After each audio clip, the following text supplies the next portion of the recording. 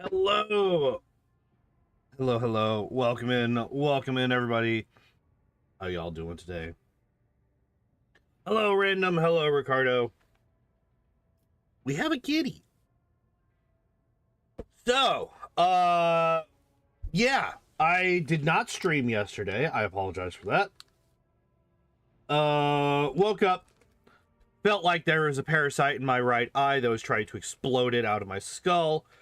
And it was quite painful. So what I did instead of streaming was take like 8 doses of ibuprofen over the course of 3 hours and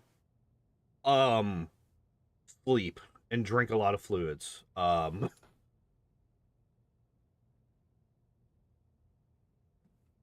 So and that fixed it. Hooray, I was able to go into work yesterday. But today we're gonna be doing more rogue tradering. Last time we finished Kiava Gamma. This time we have some level ups to do. I was working with a migraine. By the time I had to go to work, the migraine was basically gone. So it wasn't too bad. It wasn't too bad.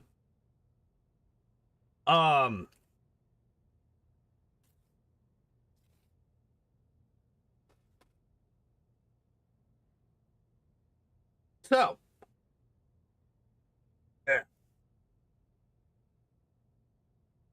how did that hair come from? All right.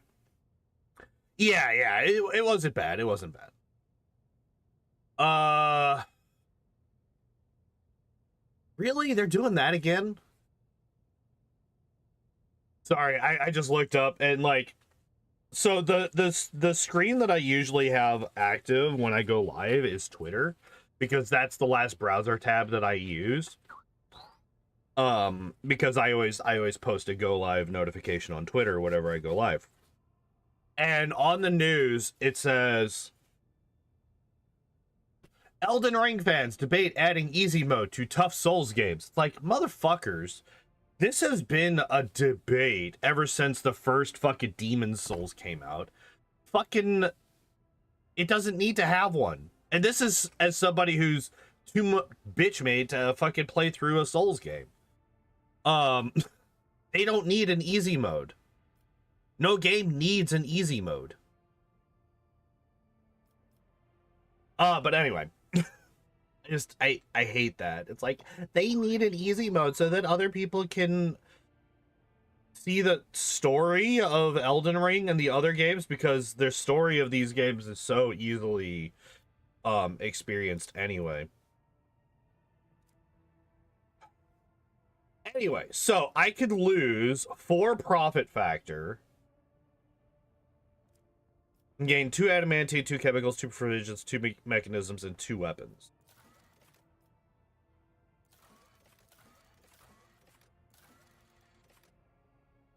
Aren't supposed to be made for kids level difficulty to be fun for people. Here's the thing. I think that is even an incorrect argument, because motherfucker, I played some hard fucking games when I was a kid and I loved them. Do you have any idea how many times I made my mom rent Battletoads when I was a kid? Specifically because I couldn't beat it. My mom spent more money renting Battletoads than she would have spent if she just bought me the damn game. Because I couldn't beat it, I spent hours playing that fucking game.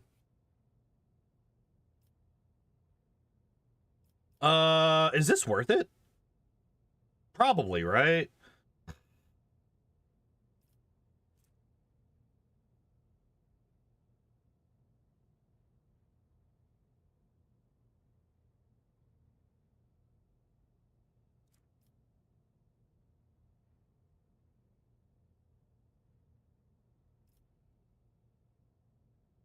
Rent a game like 50 times instead of just buying. Yeah. Well, my mom didn't know. Like, she was like, yeah, just rent the fucking game. It doesn't matter. Like, basically what she would do is we would go and she would rent a movie. I would rent a game basically every week. Hundreds of hours in Binding of Isaac and Terraria's Calamity mod. Never in my life have I played such difficult games, enjoyed them so much. Yeah, like, that's the thing, is like, difficulty does not diminish enjoyment. There are other things about the Dark Souls franchise that I personally do not enjoy as much. Primarily the permanent progression loss whenever you lose your souls, right? I am not a fan of that particular mechanic. Therefore, I get really, really salty whenever I try to play those games.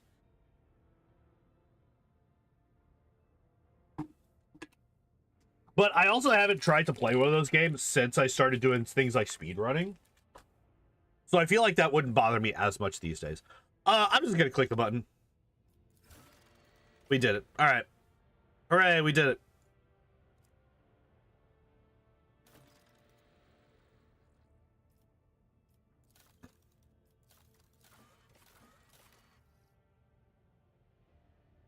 Doesn't apply to IGN reviewers just because they can't ever forget the one guy you get. Yeah, the Cuphead tutorial. Speaking of tutorials, I need one on how to level these motherfuckers up.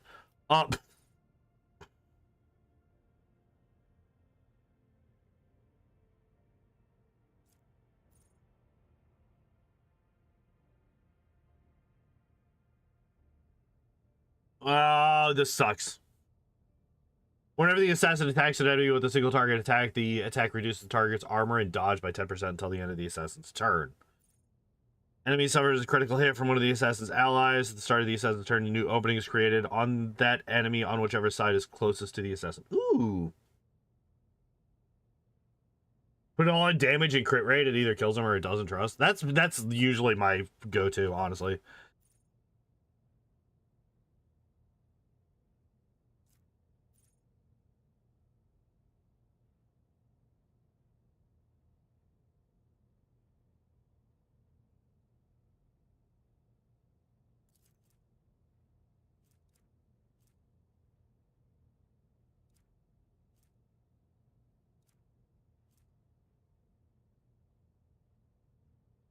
So this does 15% instead of just 10. Got it.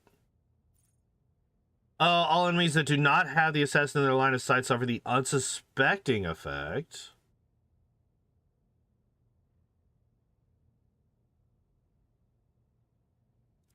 I think that's not good, right? Because I don't really like having, I don't really want to be moving Terry around.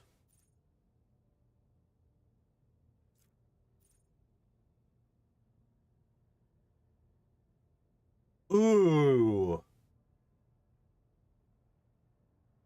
This is just plus 10% damage.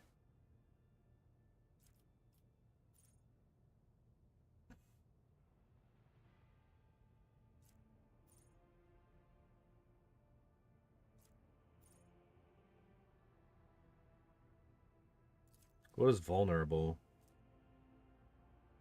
Suffers number of vulnerable stacks times 7% more damage from the assassin's attacks.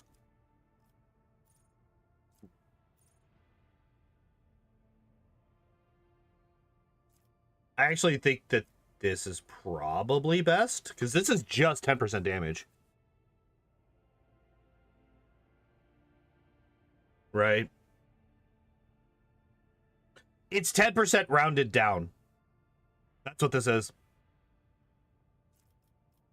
I like that. And we want perception on him, right? Yeah.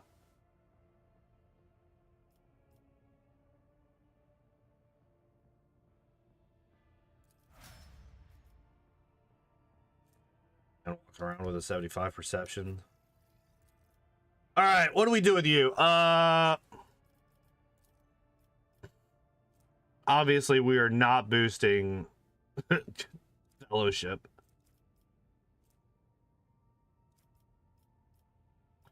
We could do, I guess we were doing strength before, so we might as well continue that, right? Okay, what do we do here? Has at least one temporary wound, again, plus 20% parry and armor. Actually a very good idea, because he gets constant temporary wounds. That's actually a really easy. Oh, hey, look. It took them a minute, but we finally got the daily kick bot message. Hell yeah.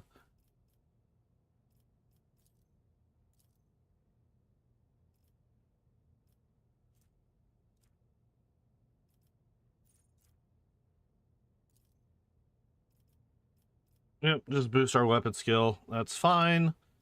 All right, what do we get?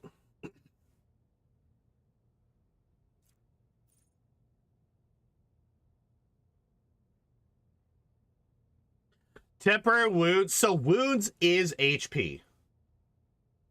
So temporary wounds is just temporary HP.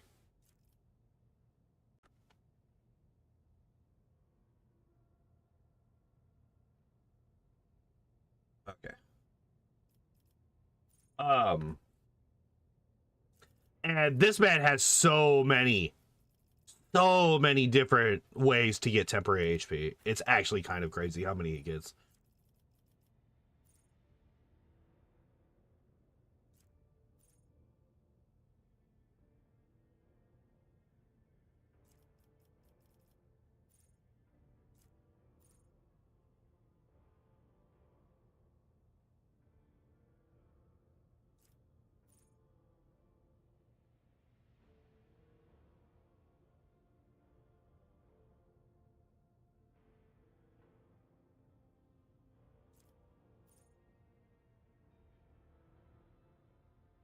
Wait, what is Scourging Strikes?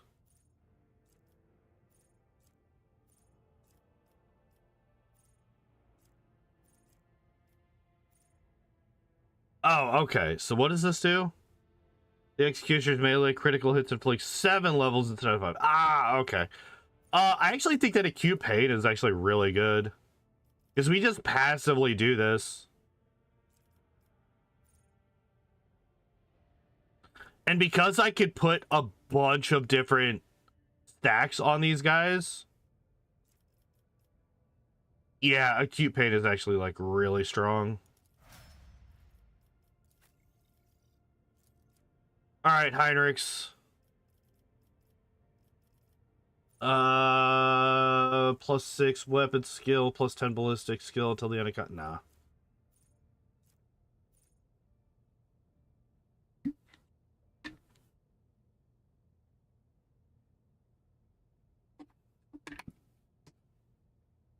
Oh wait,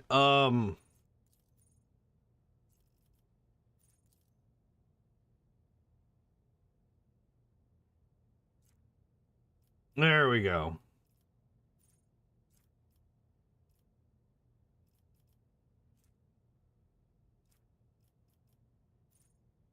And yeah, we were boosting willpower because he's a psyker.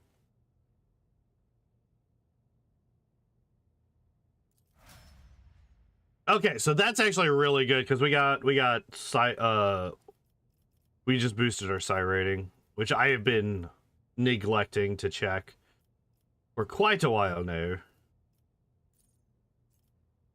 On the front light area grants allies in the area plus 30% increased dodge against other square.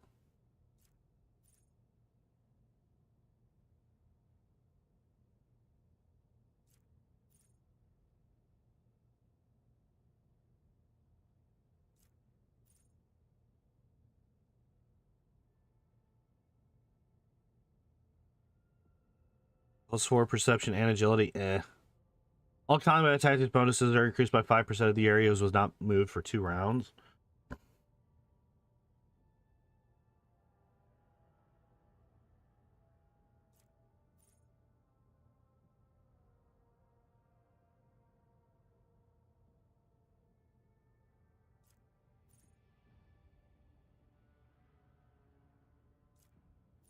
Hmm.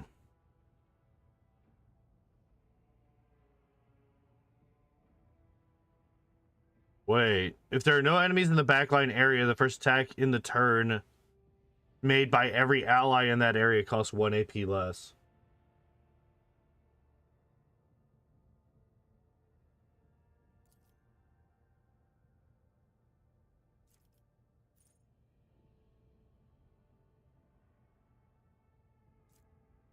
Hmm.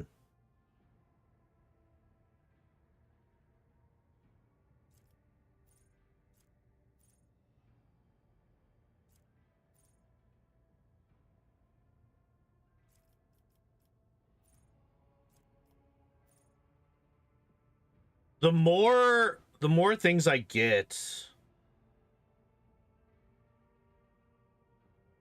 for Terry to do, the better this gets, right?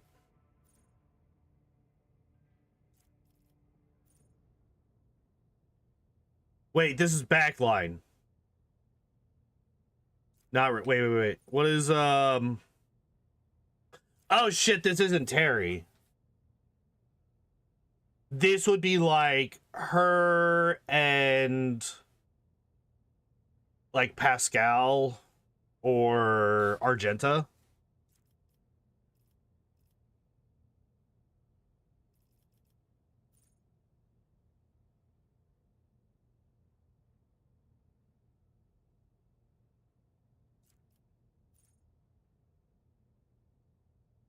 Hmm.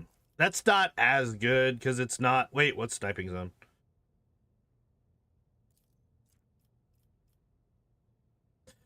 We figured it out.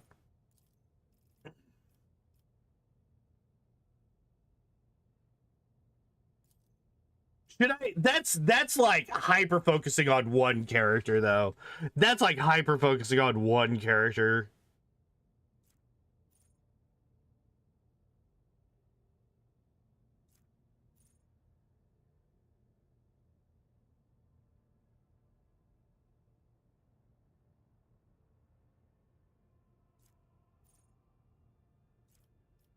It's fine. I'm not allowing my second guessing to ballistic skill.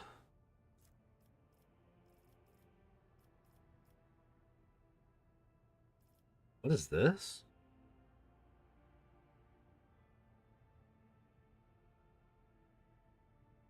I have no idea. I have absolutely no idea. I know nothing about this game except for what we've already seen. I don't know if I've missed anybody. I don't think I've missed anybody. One trick ponies aren't a bad idea if that pony can nuke everyone. Yeah, this is true.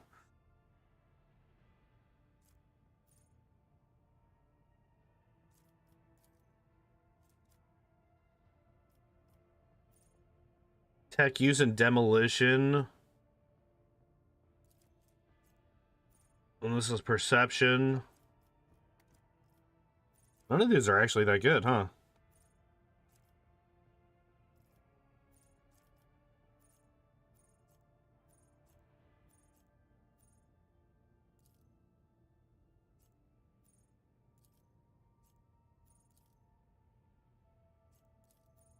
All right, let's see what this is. +3 armor pen until the end of combat. Enemies killed by a critical hit scored by the bounty hunter or their ally. The bounty hunter gains +2 times enemy difficulty percent damage for 2 rounds. That's if they get killed by a crit.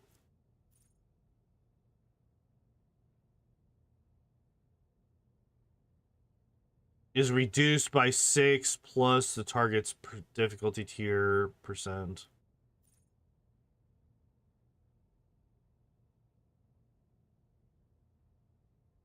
Jubilous type motherfucker that most people miss in their first playthrough, considering that it is an Owlcat game. Oh, that's good to know. For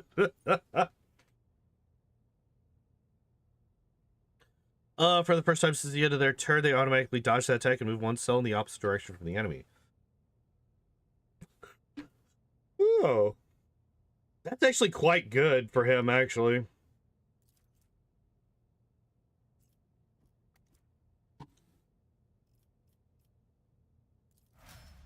I'm gonna take that, because he's pretty fucking squishy. Tends to die very, very quickly. Adira. Oh, shit, I haven't leveled her up since... Okay.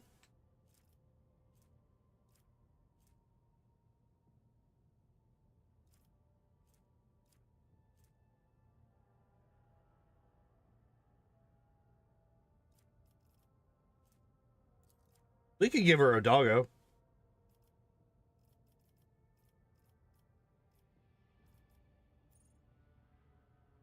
All right, what's this do?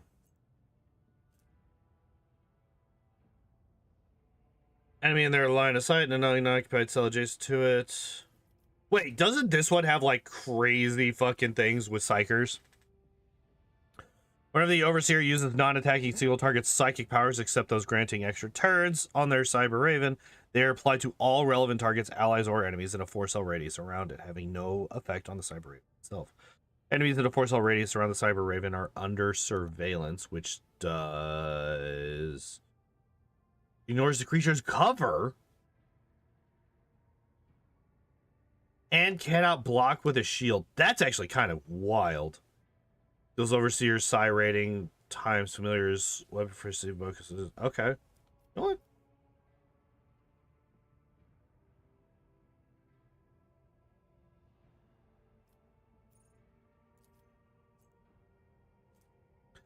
Not attacking single target abilities, except psychic powers.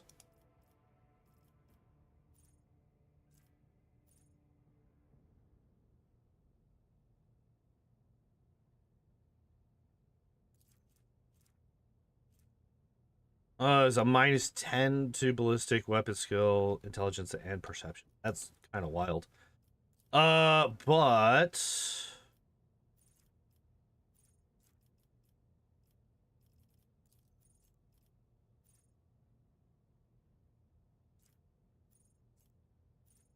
target will pass a willpower resistance test with a -10 penalty, or in their next turn, they will spend all their movement points to move as close as possible towards a psyker. They can act as normal, but all their MP are spent on moving toward the psyker. At the end of their turn, the target must make the willpower resistance test again. Otherwise, they're... Oh, I don't like that. That's actually, like, really bad, right? Because it just fucking...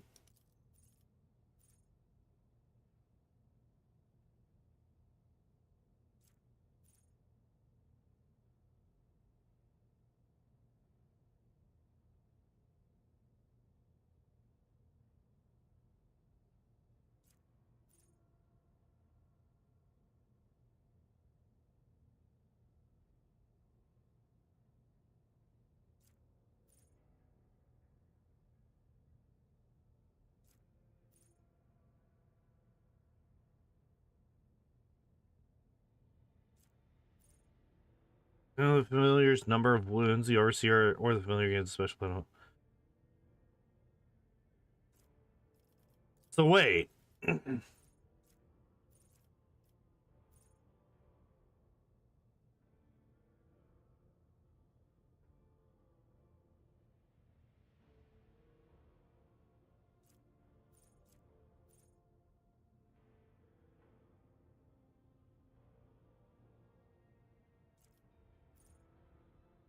Only target creatures that suffer from burn or burning. If the target is an ally, the psychic power deals no damage to it.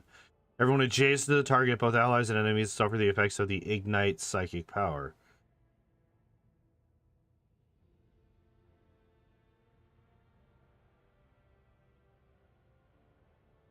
So it's a 3-square radius within a 12-square radius. Do I want to give her Biomancy?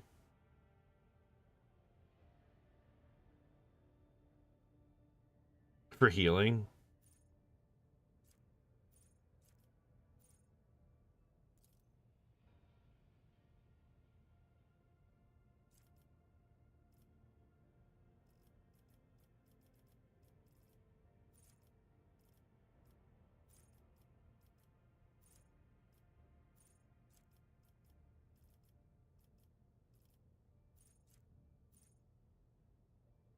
Is she a support or is Biomancy a self-heal thing? Biomancy, so you apparently you need to find...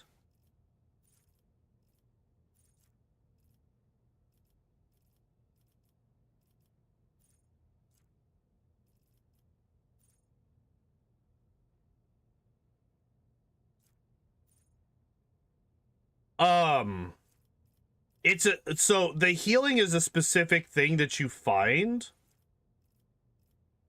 It's a specific, like, spell, basically.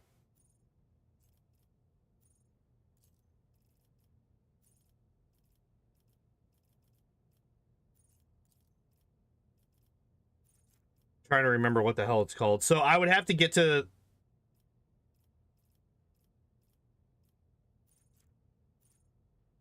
There it is.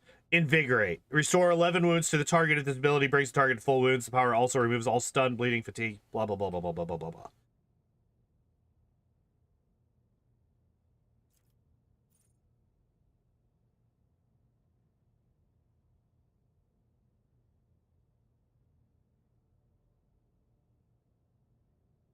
Oh, nice. All right. So anyway.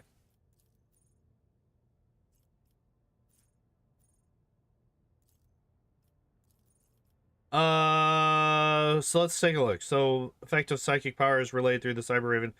That seems like it's really strong.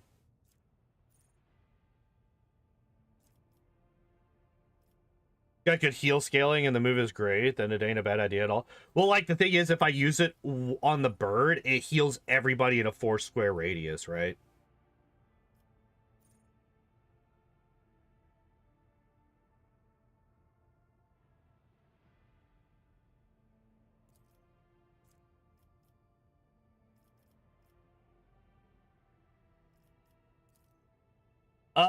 This one or Pathfinder?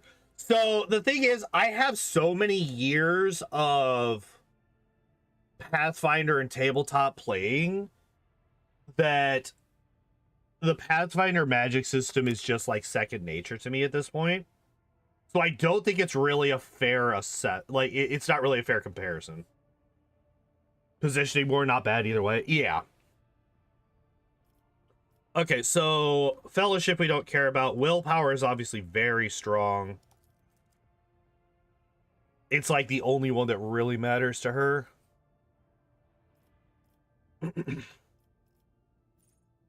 10 warp damage to each enemy it passes.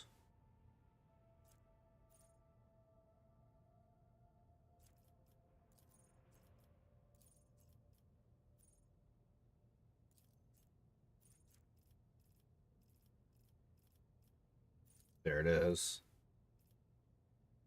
Boost willpower again, and that's it for her. All right, cool.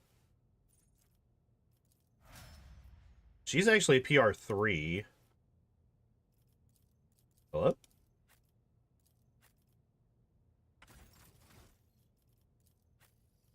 He's only a PR2.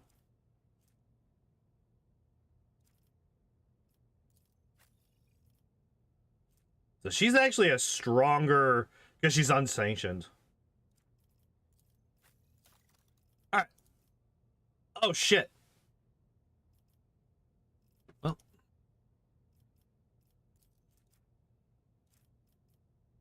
On the other simultaneously make several attacks. Oh, yeah. Plus 1 AP. Yep. And then we want ballistic skill. Well, agility is also good for her, but let's get her ballistic skill up, right?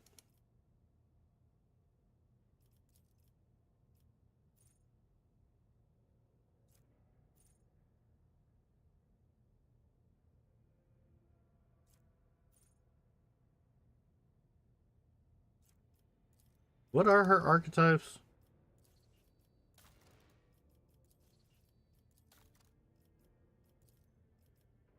Soldier. Yeah, so like literally no and no.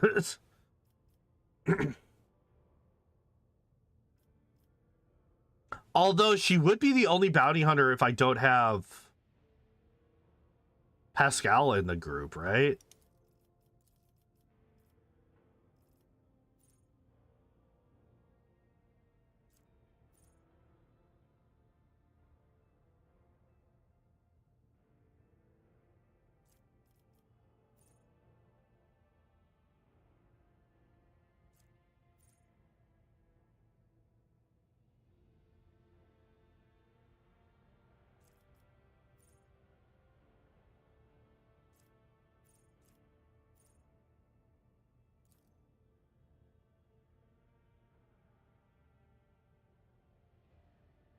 I think this is actually just like incredibly strong, right? I think I've downplayed this in prior streams while I was leveling up. But this is the equivalent of a +1 to an ability score in Pathfinder.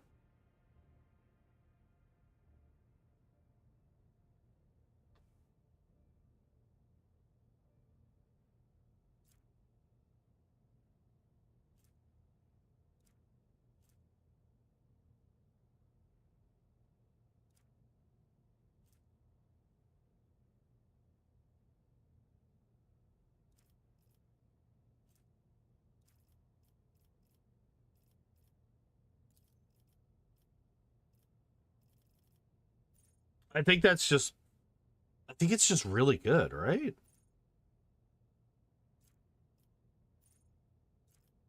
Anyway. Whatever prey has killed all enemies in 10 cell radius around their around the prey, have their agility reduced by 5 times the preyer's difficulty tier for 2 rounds. Killed by a critical hit, scored by the bounty hunter or their ally. Yeah.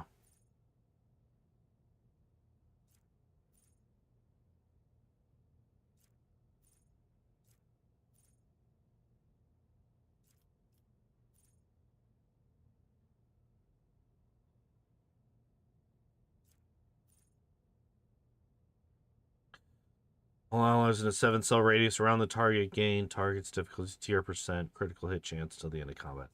That's not really that good. Not yet. We're still fighting like a lot of rank 2 and 3 enemies. Let me just like scroll way the hell down.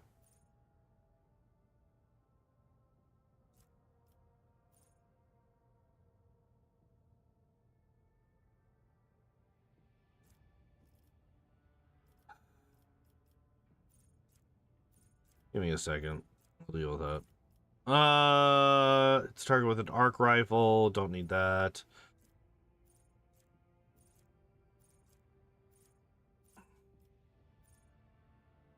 Wait.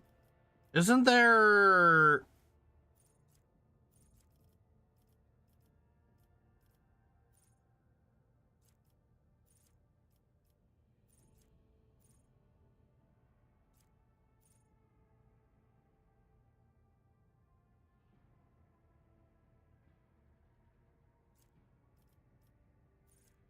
I guess not. Huh. Interesting. I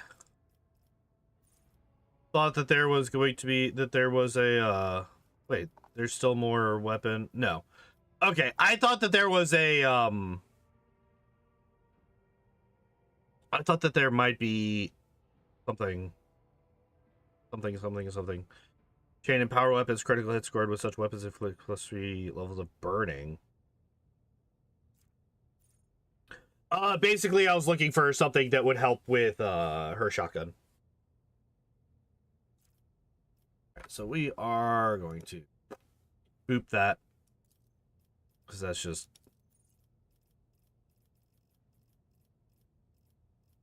Okay, so what are these? Minister of Priest.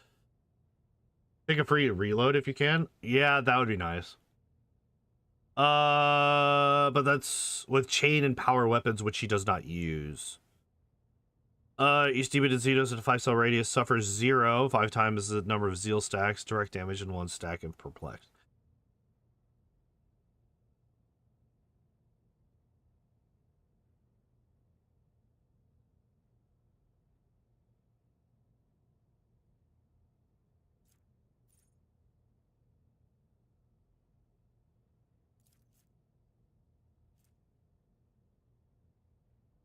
Ah, based on willpower.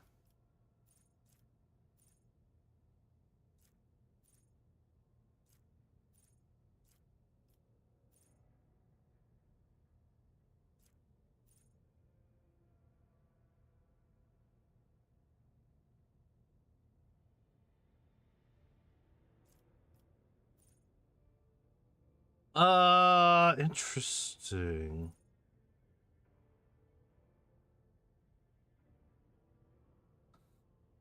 Wait, the bounty hunter's allies gain a +7% critical hit chance against enemies. That could be really nice, especially since I could just like spam this out 3 times right off the bat.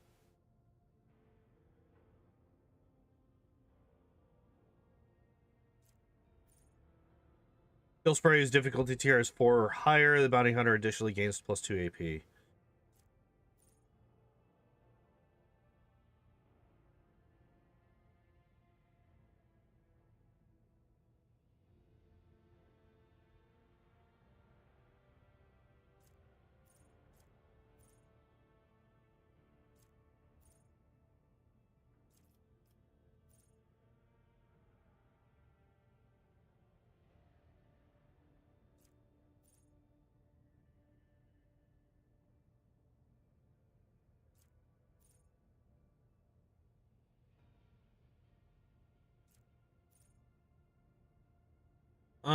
What is the catch effect? At the start of the bounty hunter's turn, this target suffers a stacking 2 times catch's difficulty tier plus bounty hunter's what? Perception bonus. Why this? Why bounty hunters? Whatever. Rotate them according to story missions, but I've already decided gotten a feel for a final A team. I'm kind of getting there, but not 100. So, like, I know that obviously Terry's going to be there. Abelard, Cabela, and I think Jay are all going to be there for sure. That's 4. And then I think Argenta and Cassia. At least for now. Penalty to their armor and dodge. So it's 2 times catch's difficulty tier, so whatever character we caught, their difficulty tier, plus 4. Unless I start getting more wait, what was it? Perception? Yeah.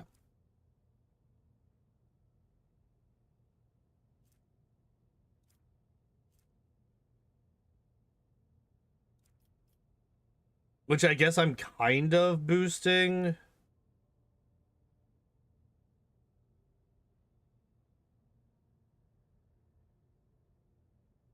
Once the catch moves or suffers damage, the catch error effect and penalties are removed. Oh! So they just have to move and they get rid of it. Never mind.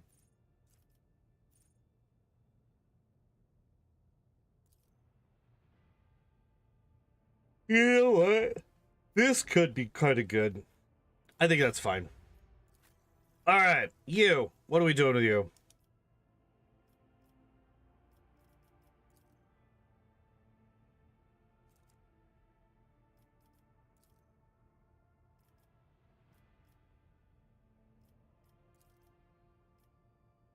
Man, suddenly that was incredibly simple.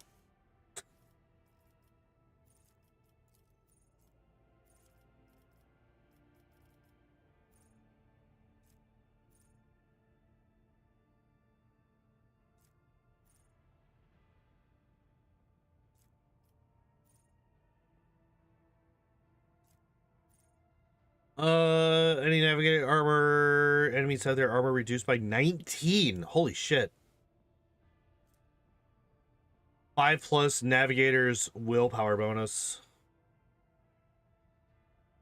What? Wait, how is that?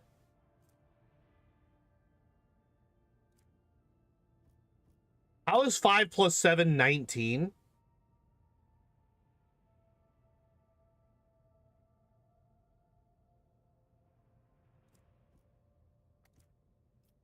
What?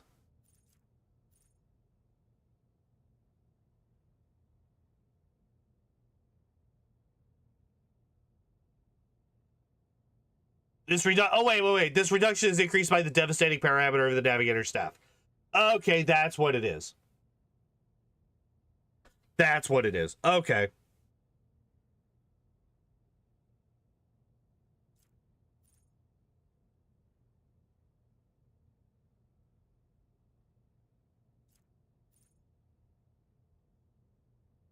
Um...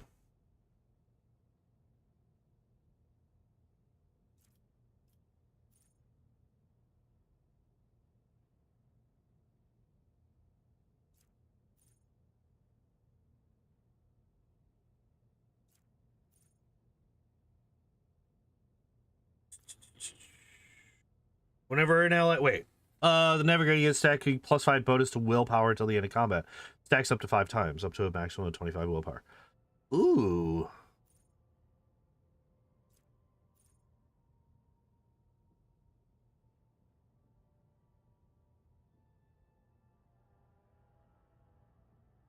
This doesn't say whenever she gives them an extra turn. This just says whenever they get an extra turn.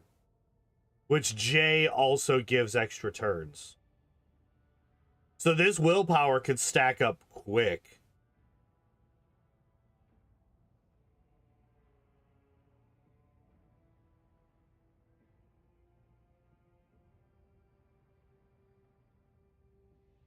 This seems like a good way to go for now.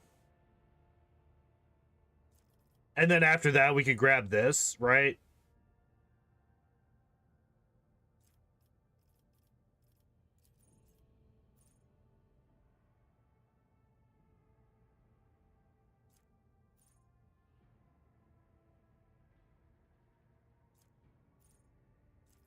I think it's fine. I think it's actually fine to just have this. I think that's fine. All right. So we have some people to talk to. So Heinrichs, we need to talk to you. Your quest. This visit? The cult's ordinary members are humans who have been corrupted by the archenemy, traitors to the Imperium, and accomplices of chaos. Participation in the cult's rituals always entails brainwashing, literally and figuratively. The longer cult members spend among other cultists, the less critically they think, and the more closely they resemble obedient livestock, stripped of their fear and instinct for self-preservation. The worst of them go to their deaths without an inkling of doubt, ready to take hundreds and thousands of souls with them.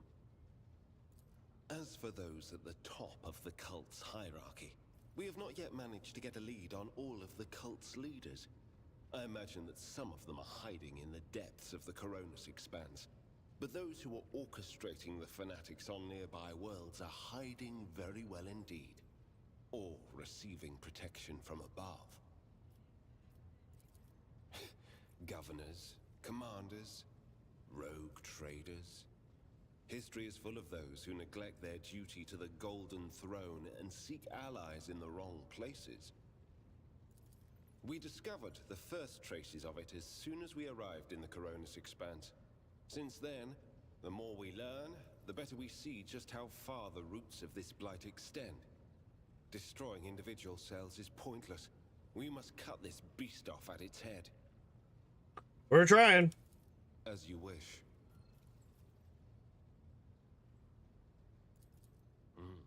More than. The data we retrieved is already in the hands of the Inquisition, in the custody of those who can extract the secrets of the future from the claws of chaos. The sacrifices made to the Cogitator will not have been for nothing. This annoys me. This annoys me because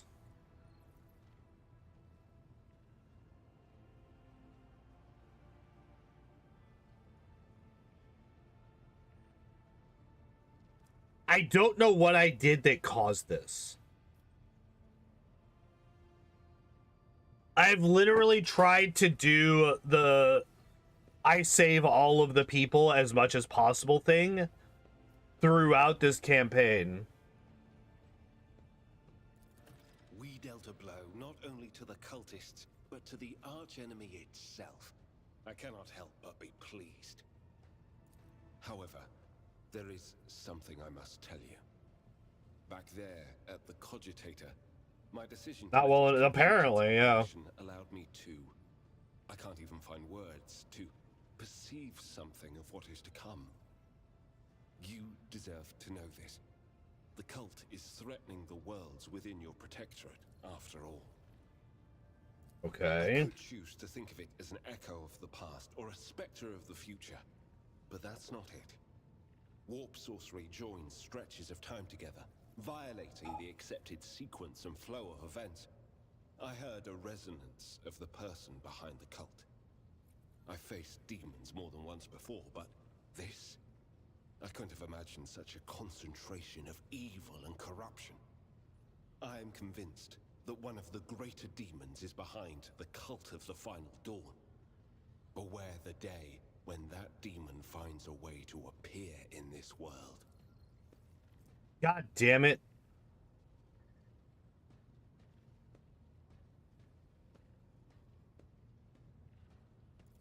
I touched the corruption of the archenemy. Did you honestly think the experience could somehow be a pleasant one? Psychers, even sanctioned ones, even those who have performed all the rituals, passed all the initiations, we are all gateways to forces hostile to humanity. I survived a difficult battle on Kiava Gamma, one that was invisible to others and potentially fatal for myself. My visit to Kiava Gamma did not produce I hate it. but we did succeed in dealing a blow to the cult by destroying the Fabricator Sensor's machine. I have directed my spies to track the sect's surviving leaders. I am certain that they will have useful information for us soon. Though small, this is a victory for the Golden Throne, and I have you to thank for it. Thank you for finding the time for our conversation. Yeah.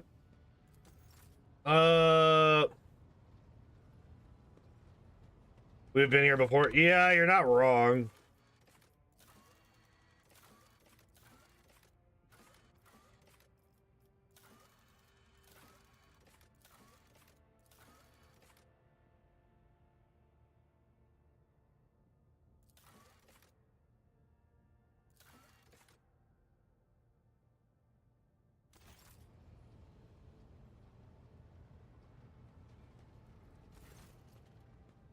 Had to refresh YouTube 5 times to get into your live stream? What the fuck? That's weird.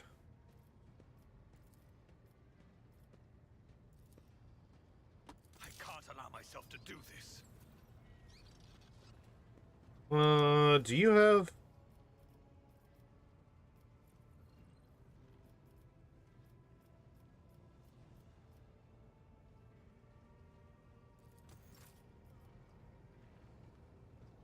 Like you're already... They just gave me a still picture like you're already offline. Good job. That's fucking... I don't like that. I don't like that.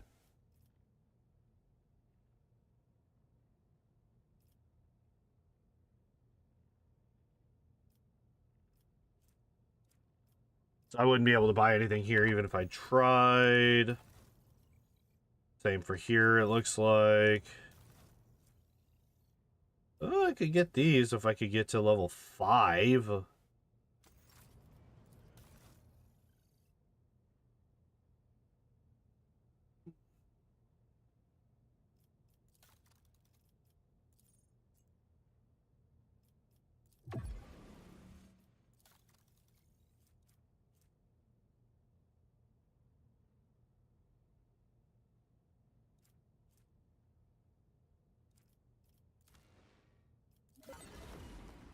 I'll take it.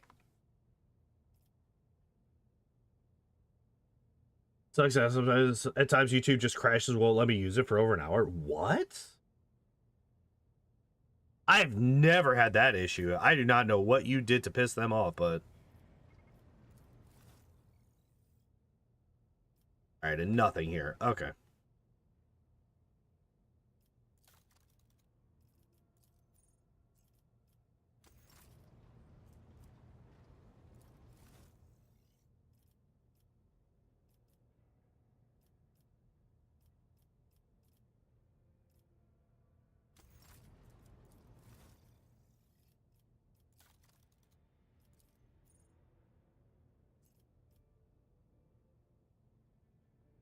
Locks YouTube for your phone and puts you on a blank screen, or the back button does fuck.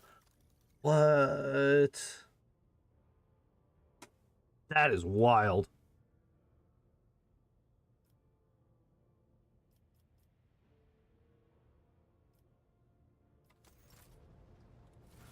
Alright, what did we just get? Where makes a melee attack, melee area attack. Hello.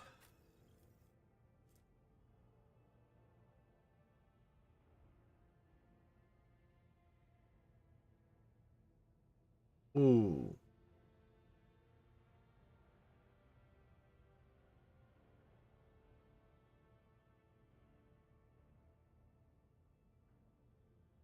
Happens rarely, every now and then. That's weird. That's really weird. Hooray for YouTube doing things that are dumb. Are these? There's 20 to tech use. News all this. All right, so we got this, which is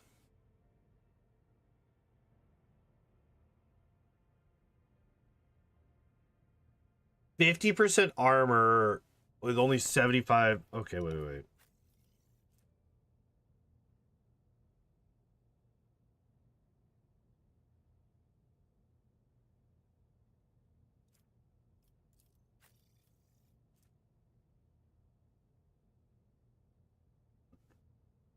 Ignores the first critical hit damage in combat.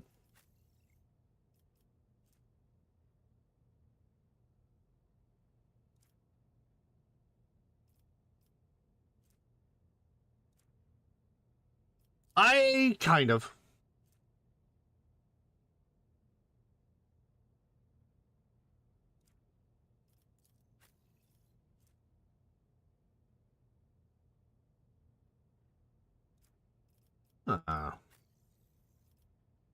Oh, that's right.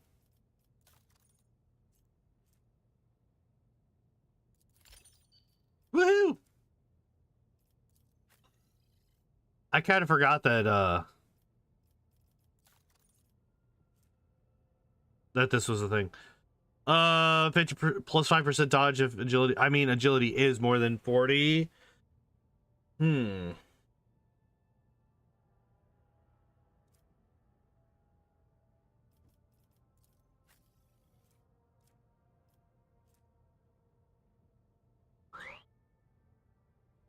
Okay. So it's what? It's these two, right? It's Adira and Cassia that this would be better for, like objectively, without.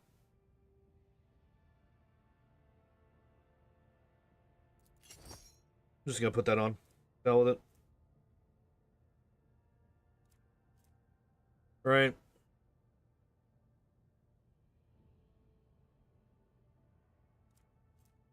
Ugh. Excuse me. Yeah, I think that's fine. I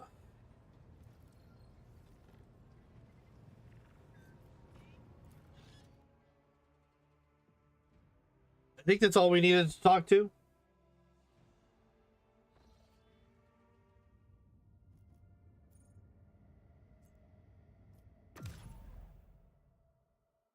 Let's go elsewhere.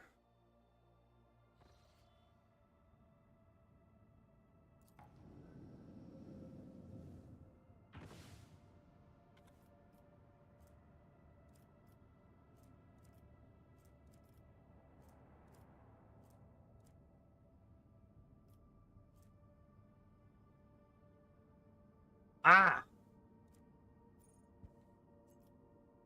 This is where we want to go to next.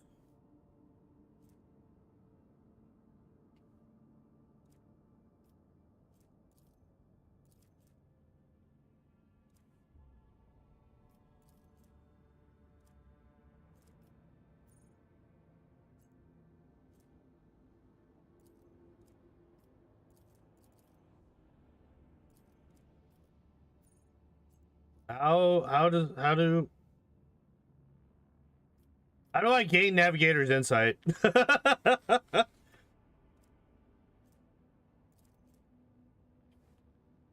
Part by exploring the Coronis expanse by scanning new systems, anomalies, or participating in non-combat space events. Ah. Okay.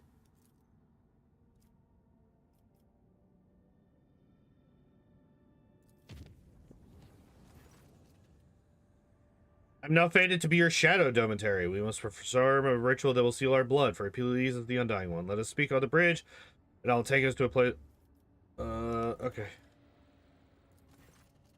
Which would inform me that the sacred rituals addressed to the spirit of the ship have been performed. The Tech liturgy and the machine blessing ended with a data meditation in order to comprehend the nature of the miracle sent down by the Omnissiah. Acquisition of sacred nature has not been, of sacred knowledge has not been recorded.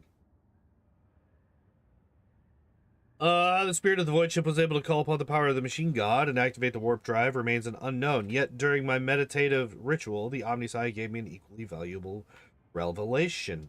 The sacred spirit that lives in the bowels of this ship's mechanisms differs from other analogous forms. The spirit holds a unique power that cannot be called anything less than a blessing of the machine gun. Machine god. A blessing of the machine gun. What does this mean? Hypothesis. In extremis, the ship spirit is capable of making unpredictable calculations and actions. It is impossible to predict how it will behave in any given situation. But I believe the spirit is currently showing obedience, at least for now. I recommend that we continue monitoring the ship and be prepared for new manifestations. Thank you, Pascal.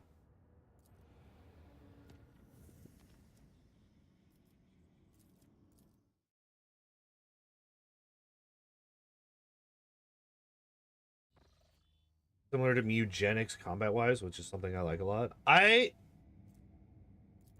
didn't the like the dude in eugenics like get Twitter canceled by idiots recently.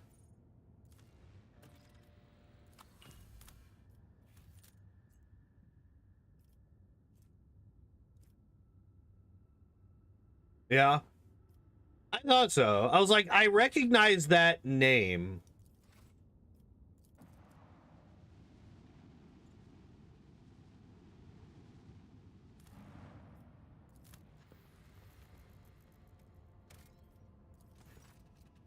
The Santiel's pride hives are oozing noxious haze veined with sulfurous streaks.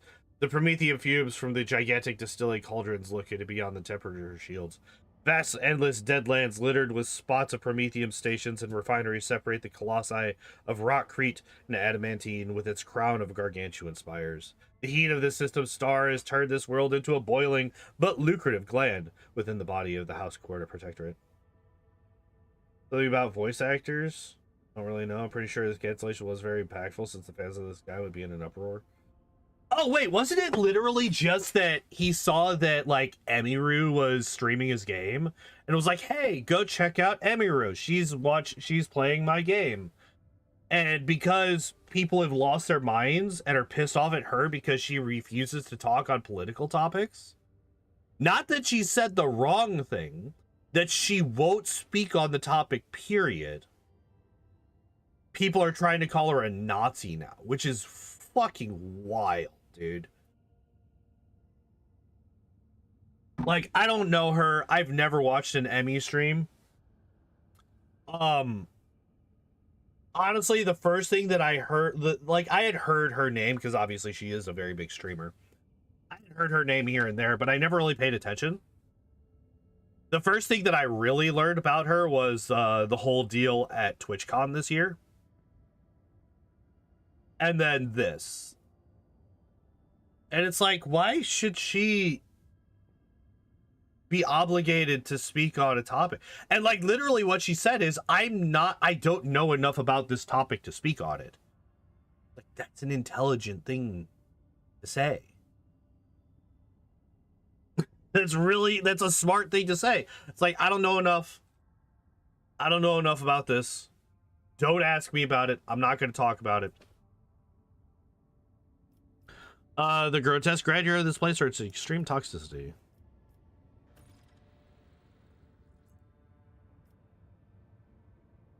Oh, so there's just nothing, no resources? No resources? Wild. So they're fucking stupid? Yeah. Well, like, that's the thing is, like, the overwhelming majority of Twitter cancellations are just fucking morons with nothing to do with their lives.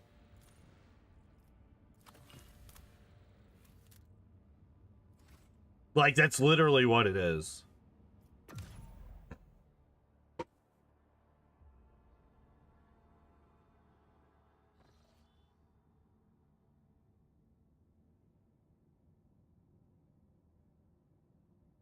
Yeah. All right. So how many?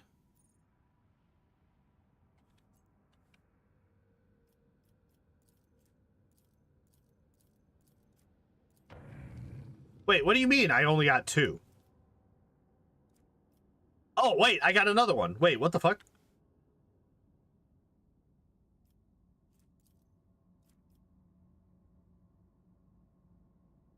Okay, wait. What's her face wants to see me. Cabela wants to see me. Before I go any further, let's go talk to her.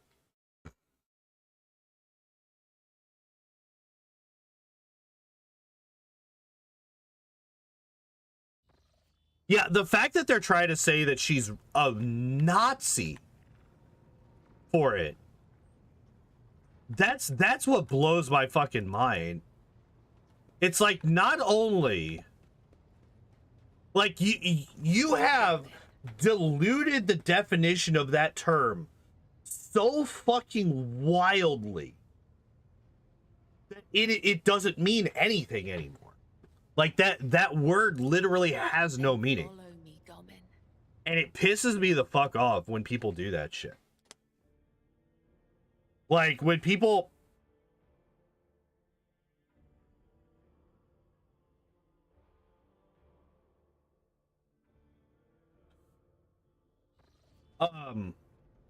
wait I absolutely despise when people just like bastardize language like that. It pisses me off. Are you ready to step into the labyrinth, Domin? What are we gonna do? This is the ritual of binding. By the Undying One's will, our fates are now as one. But I must still guide you into the maze of my mind.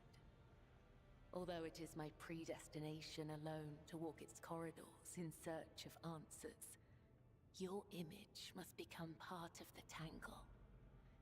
For I am your shadow, Domin, and your presence will aid me in sensing whatever threats may be looming over you.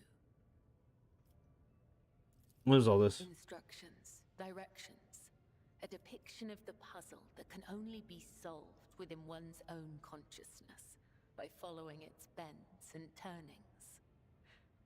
I do not Good require matchup, these yeah. lines to find my way, but for you, they will serve as a guiding thread.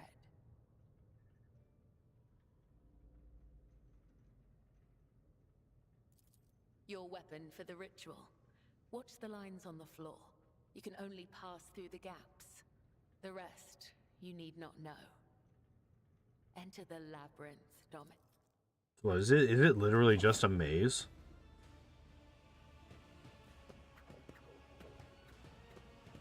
Apparently not.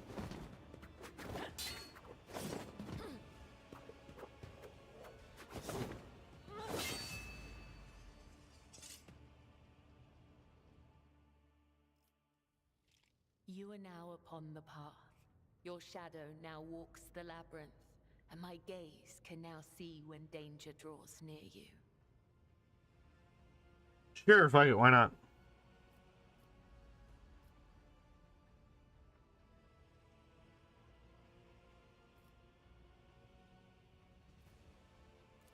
Thank you, Domin. Trust me when I say that it was important for me, for our bond. Sure, why not? The labyrinth has accepted you. We have danced amid the crossing lines and minds, and by the dance, we are now bound. Hooray! I'm so confused as to what the fuck that was.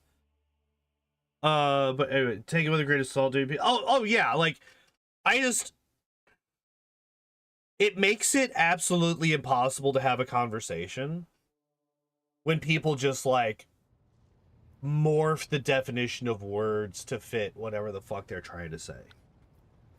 Like, instead of actually using the correct words to express what they want to express, they just do the Riddler version of a Warhammer character, Lamau? Kind of, yeah. Should I just go around to a couple of Uncharted systems? You know what? Moral superiority? Yeah. Unfortunately, they don't have it. Bunch of fucking psychos and monsters.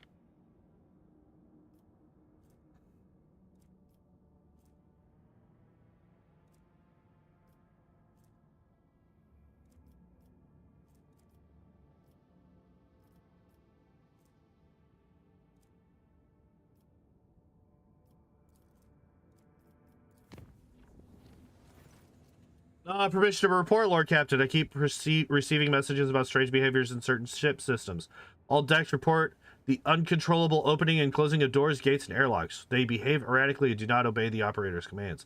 Regrettably, this has led to casualties among the crew. The tech priests have explained that these phenomena are being caused by the machine spirit's irascibility, and I have spent hours chanting litanies to soothe their anger. Unfortunately, many crew members were badly injured before the prayers could stabilize the system.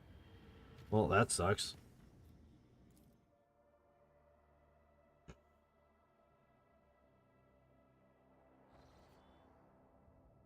Oh! Where am I? I'm over here. Okay. That is a hell of a... That's a hell of a star. This planet is devoid of even the most primitive forms of life. However, the crew has made quite a strange discovery. A mirror lying right in the center of a huge crater. A completely ordinary mirror in a frame, by all appearances, in pristine condition.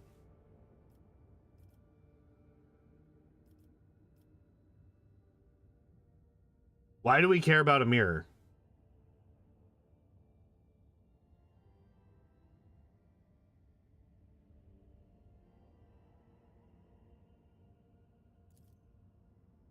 The crew blasts the crater, raising a cloud of dust that blocks the auger array. Confirming the mirror's destruction is possible for the time being, but it could not have survived such a powerful blast. Definitely not. Nope, we've destroyed it. Fuck that mirror.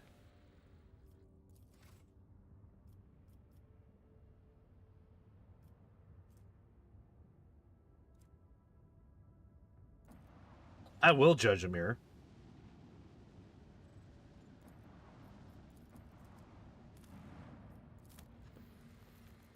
I will judge a mirror. I will not allow it. Plasteel, hell yeah.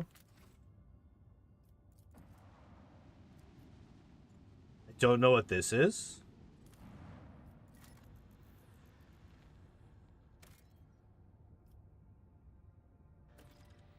No rare. Okay. No, nothing. Wait, what?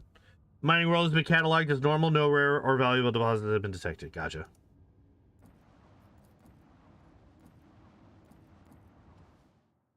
I haven't saved this whole stream.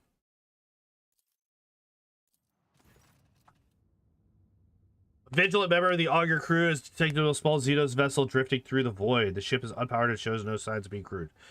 Send out a boarding shuttle. Squad boarded the vessel without issue. Corrosion has laid waste to the ship systems, which led to the death of the entire crew. The interior is full of Eldari corpses. No weapons were found on board, and the dead Xenos, judging by their clothing, were not part of any warrior caste, merely the crew of the now defunct ship. Okay. Now, for some less than defunct ships, it is now our job to turn these into defunct ships. That is what we have to do.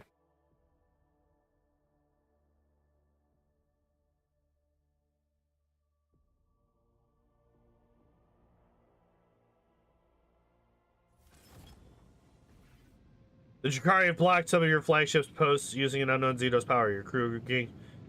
Okay.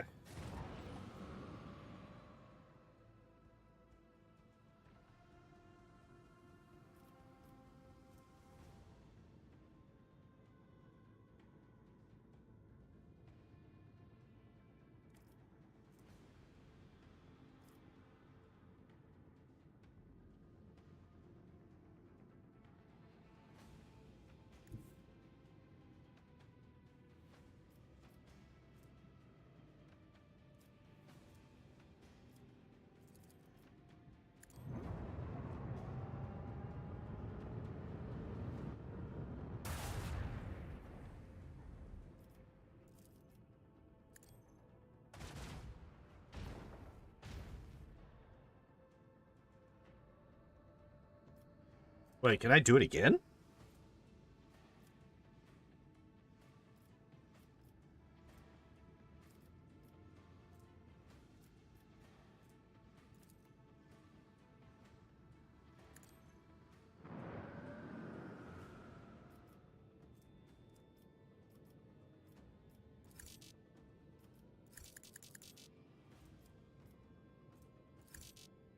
Yeah, the ship combat's kind of fun. I like it. I didn't even see that guy.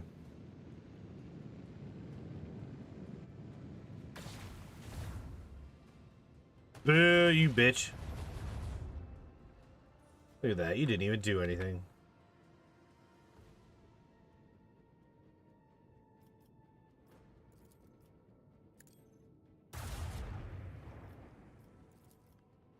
Unleash a barrage of destruction!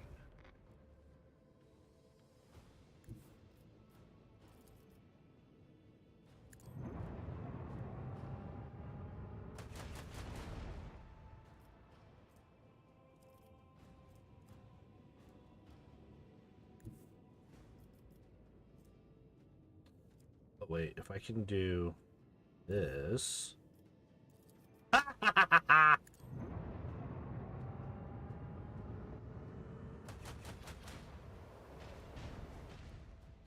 Still, I hit him one more time than I would have been able to otherwise.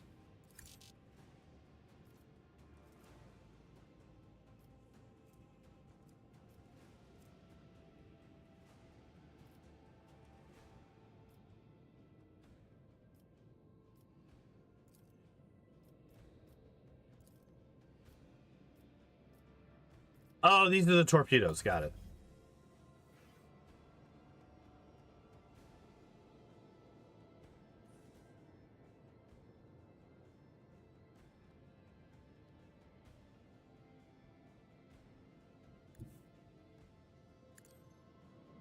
This thing's gonna come, like, up and around, probably.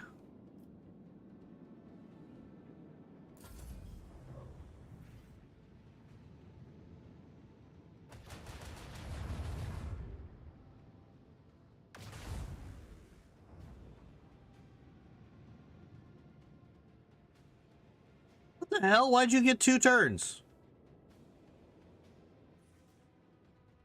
Wait, did it? Yeah. Get fucked.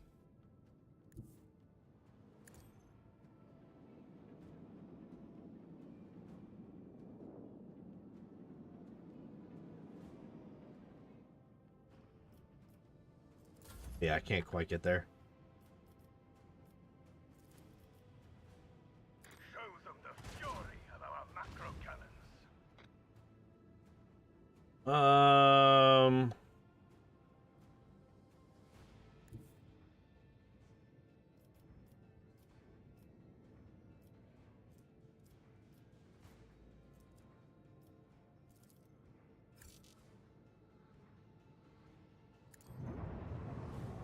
Can I get this?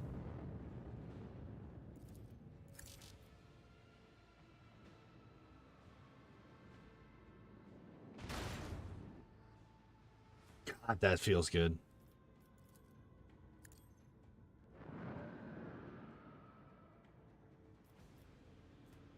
Can't quite reach anybody, which is a little bit unfortunate, but it is what it is.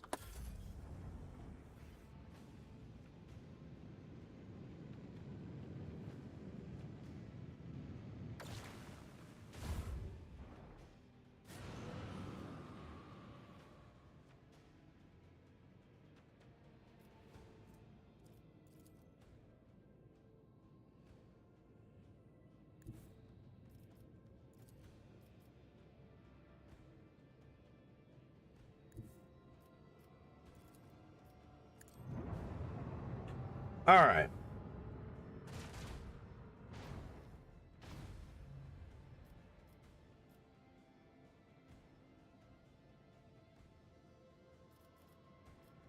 Can I hit you yet? No, not yet. I can hit you if I go here.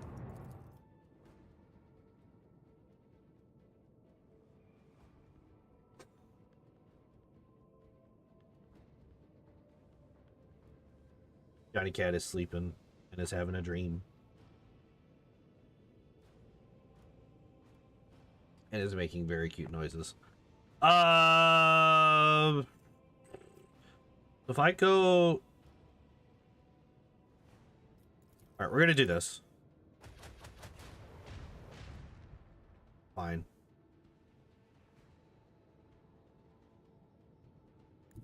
Then I could do this.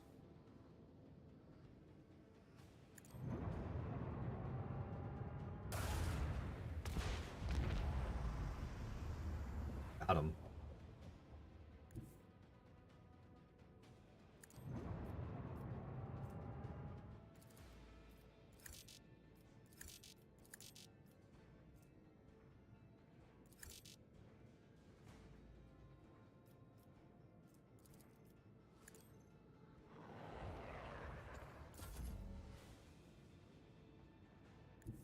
All right, and then we will turn these around, and because they turned here, I feel like they're gonna go this way, I'm hoping. That way they will loop into the torpedoes. Yes! Yes, do my bidding, you fool.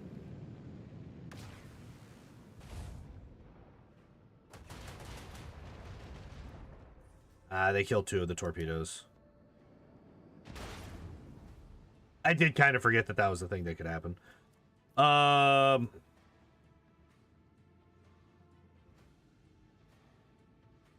I do this, I cannot hit them. If I do this, then I can.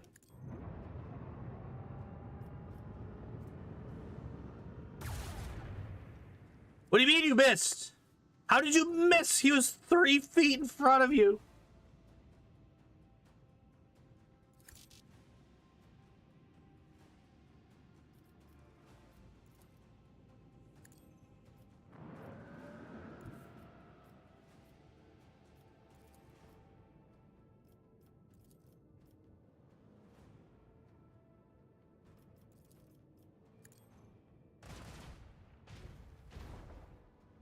Can I fucking hit this thing? Jesus.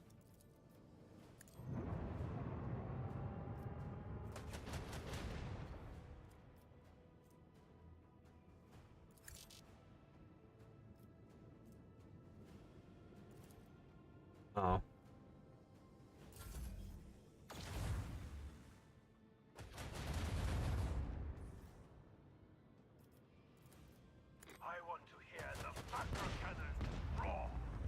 Right. Oh shit, I was too close. Oops. Oops, I was too close. I took damage from their explosion. Shit.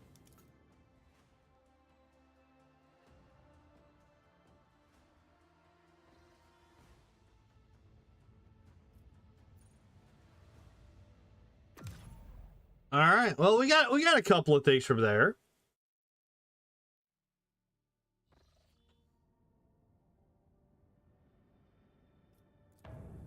All right, so how many did I get? Have I gotten any? I have gotten some.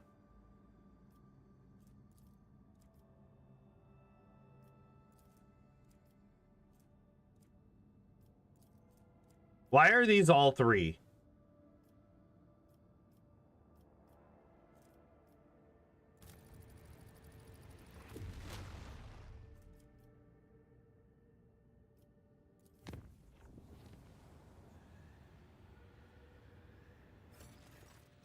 All right, let's see.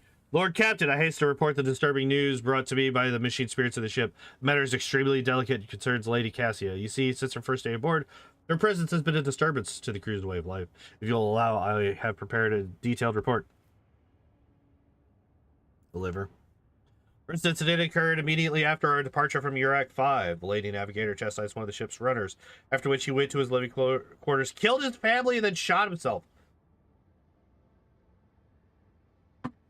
A little bit more extreme than I was expecting.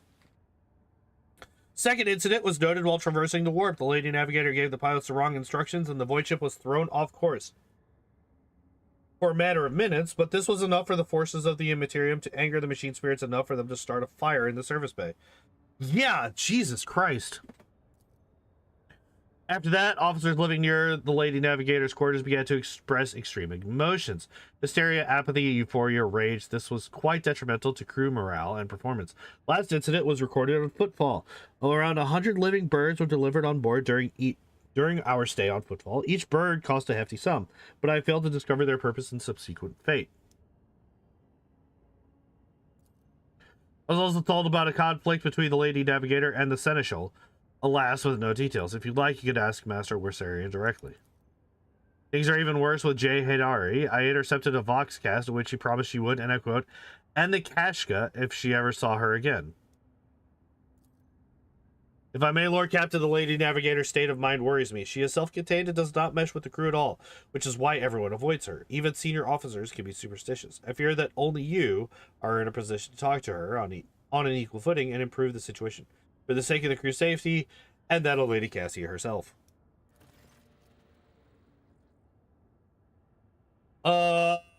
Okay, and then also, again, Lord Captain, I keep receiving reports about malfunctions among the various ship systems.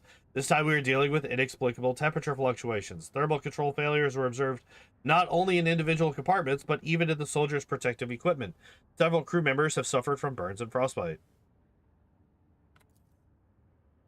The tech priests are performing the rites of machine spirit pacification and remain convinced that the issues were caused by the spirit's obstinacy and defiance. The reports claim that incidents remain well within the scope of expected performance parameters. Ugh. Jesus. Yawn and hiccup at the same time. That was an interesting combination. Over the last few days, complaints about the malfunctioning thermal controls have dwindled, but the crew members have started whispering that our vessel is haunted. The tech priest's assurances that only the machine spirit's tempers are to blame are doing nothing to dissuade these ridiculous rumors. Oh, it just forces me into the breach. Okay.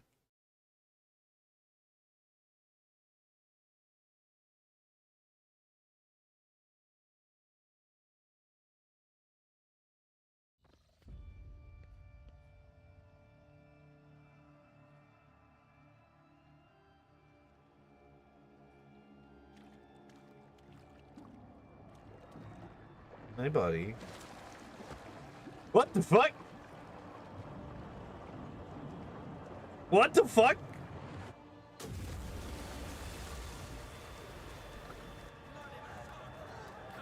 What the fuck?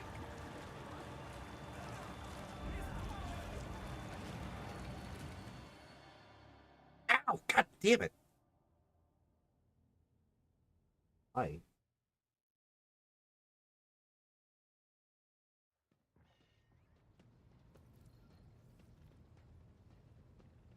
Wait, how is this an assassination attempt? He did. He woke up. Did you have a good dream? Hmm. Yeah.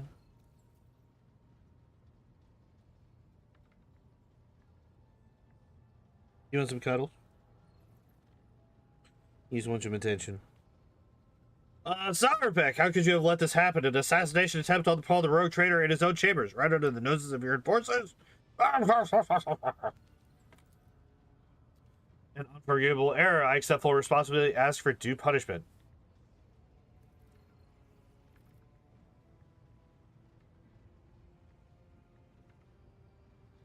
I want an explanation out of it, so... Yeah.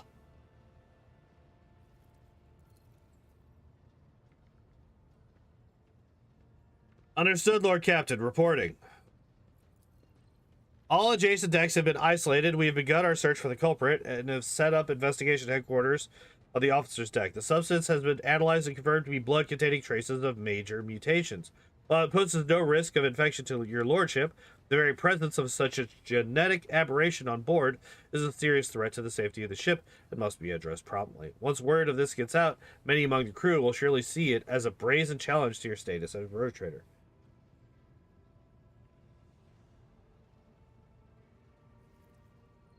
Jocasta, she is whamming. She is whamming. What genetic aberration? This is a good question. The heresy of mutation. Fucking, yeah, that's what genetic...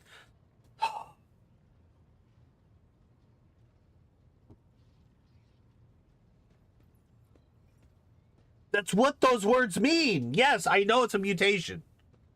Mutants are vicious beasts who sow only ruin and death. They are devoid of all humanity. The vile blood that runs through their veins feeds their unclean thoughts and urges. Numerous accounts speak of entire colonies falling prey to bloody uprisings staged by these creatures. All because their governors were too squeamish to order genetic purges.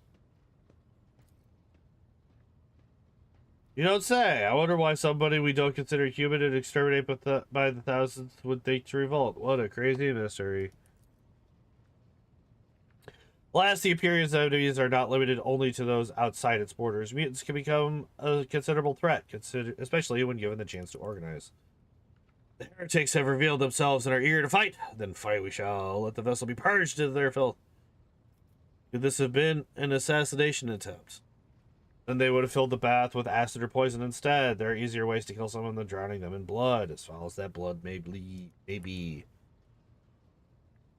I beg to differ. Were something of this sort to happen to me, my heart would surely stop. Damn it. What do you intend to do next? Lord Captain, this is cast a shadow on our honor. We only ask for one thing, a chance to absolve ourselves of our guilt. Let me head to the office and deck at once so that I may lead the investigation personally. On a previous occasion, it was your intervention that resolved a matter that my own rigidity had only succeeded in making worse. All due respect to Mistress Sourbeck, perhaps you would benefit from your fresh perspective.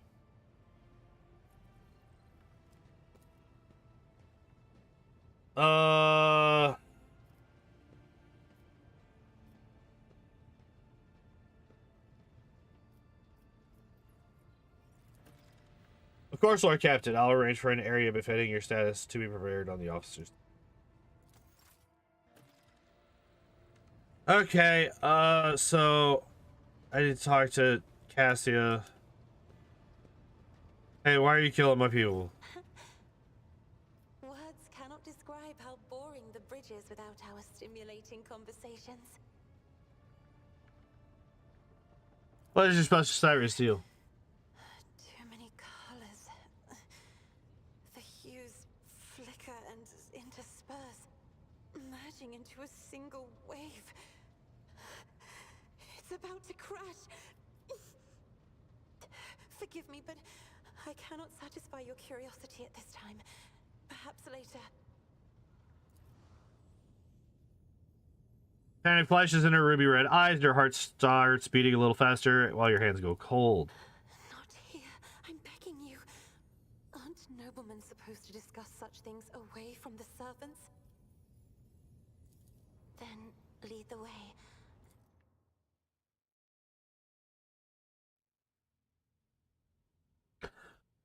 What is it you wanted to talk about, Lord Captain? I have nothing to say to your unfounded accusations about my conflicts with the crew. I cannot recall my having a single quarrel with any of your people during my entire time aboard.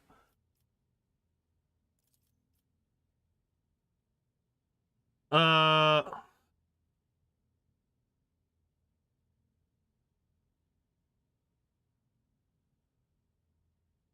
haven't rebuked a single errand boy on this ship. I think I remember. A kind young man with a shy smile and skillful fingers, with too much rotten ochre on his shoulders. I grew tired of the disgusting color and advised him to lighten his burden by casting the weight off his shoulders. He did not come the next day, or ever again.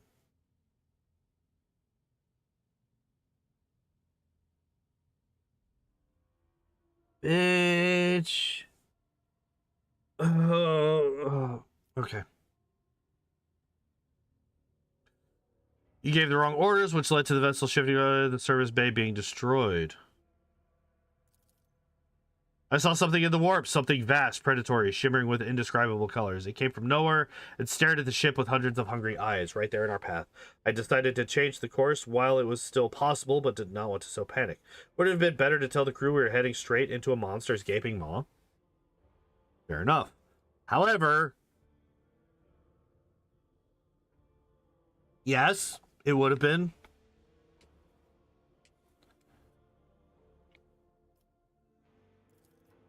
I told you I cannot control my abilities. What else do you want from me? Will I be assigned a pariah chaperone, or will you put me in suppressing shackles?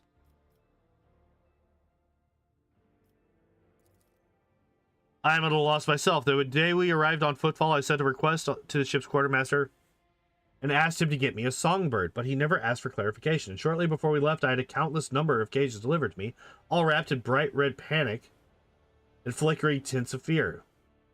There was a bird in every one. I was so excited, I thought I would have 100 friends instead of just one. They were squeaking so piteously, I let the poor things out. I even fed them my breakfast and dinner, but the stupid birds would not stop chittering even after bedtime. They were dashing about the room, smacking me in the face with their wings, and defecating. I became angry, and suddenly they started pecking at each other's eyes and attacking me. Then I became afraid, and they fell over dead. I do not think I want to keep pets anymore. Holy shit, woman.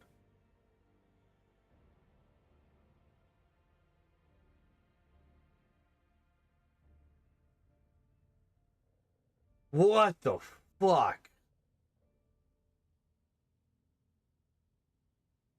Fortunately, I have infinite money.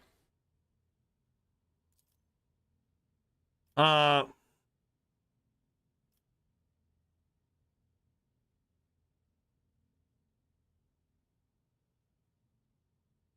a little bit like Octavia, but crazier. A little bit.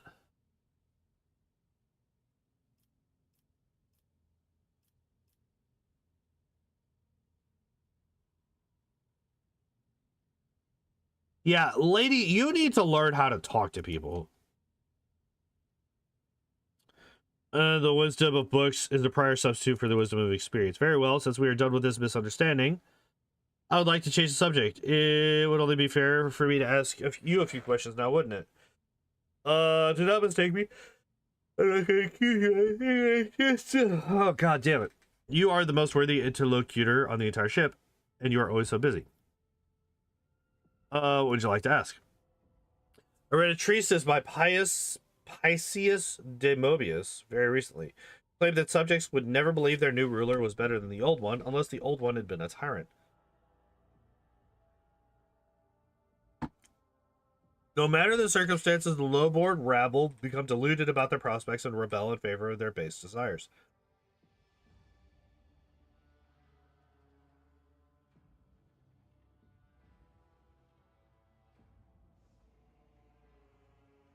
Yeah.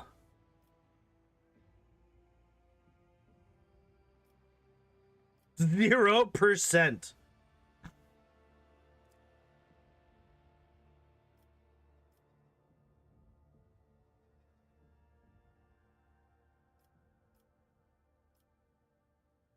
The loyalty can be bought at a pittance, lower a tax, throw them a festival, or feed the needy. A gracious gesture once every cycle will exalt you in the eyes of the rabble.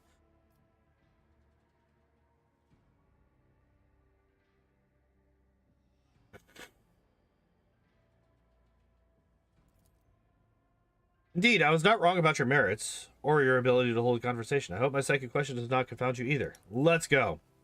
According... Holy shit.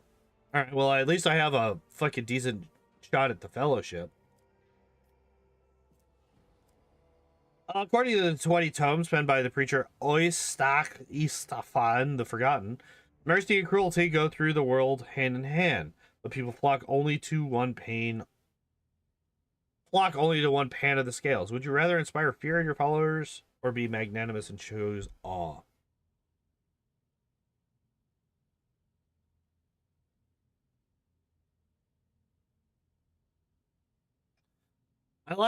Yeah. Fucking kidding me. Of course, I failed. I do not understand how you could even a gesture, stuff and nonsense. We may not think alike, and I do not always understand your motives, and yet, may I be candid with you? Sure, why not? But it's confessed that sometimes I can hardly bear the burden the house has placed upon me. I feel I am not doing my best. Tell me how you, heir to a protectorate, can bear the responsibility for billions of lives day after day, and not stoop under all the weight, because I don't think about it.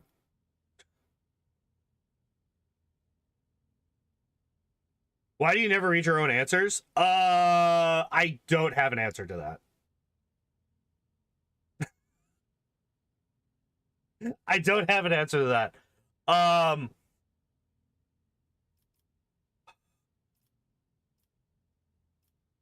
It's a bad habit, honestly. And I have actually like been trying to remember to not read my own answers. but it's kind of the default. So it's a difficult thing to change. Unless I'm actively thinking about it, which I was not. It's not always easy, but I try to lead the dynasty towards prosperity by worthy means. It is my duty whether I like it or not. This inner turmoil is clouding your mind. My protectorate, my subjects, my title are mere resources that I'm using solely for my own ends. This one.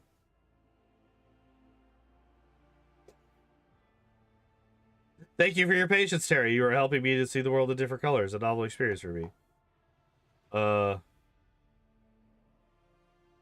miss a lot of information if you're not actively. I know.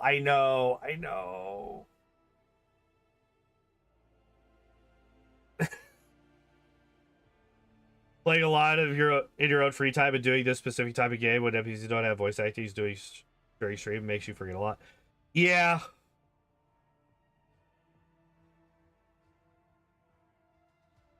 Well, I don't play this in my free time. The only experience that I have with this game is on stream. It's why I can't make any predictions about what the fuck is going on, is because I literally don't know. I'm entirely blind to this game. Thank you for your patience, Terry. You are helping me to see the world in different colors. A novel experience for me. Our conversations hold a special place in my heart. Allow me to bid you farewell for now. I'm heading back to my chambers to consider today's conversation. Stop killing my people, woman.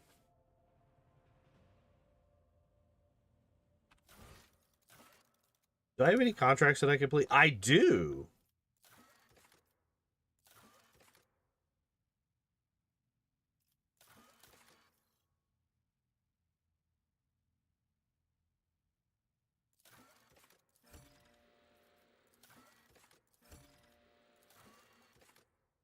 You know, it's funny. I traded for profit factor for a bunch of +2s, and then I traded 4 promethium, or 3 promethium, 3 or 4 promethium and something else to get that 4 profit factor back.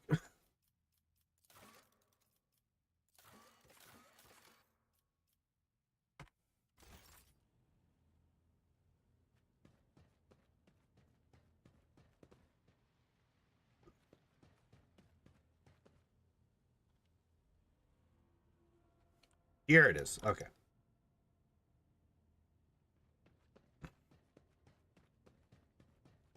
I think part of it is just like for going back to the me not reading my own answers. Part of it is just like my ADHD brain is just like, all right, I just spent like 3 minutes reading this diatribe from this motherfucker. Let's get to the next one so that we can get through this kind of thing. Which it's not a good excuse. It's not a good excuse at all. Where am I?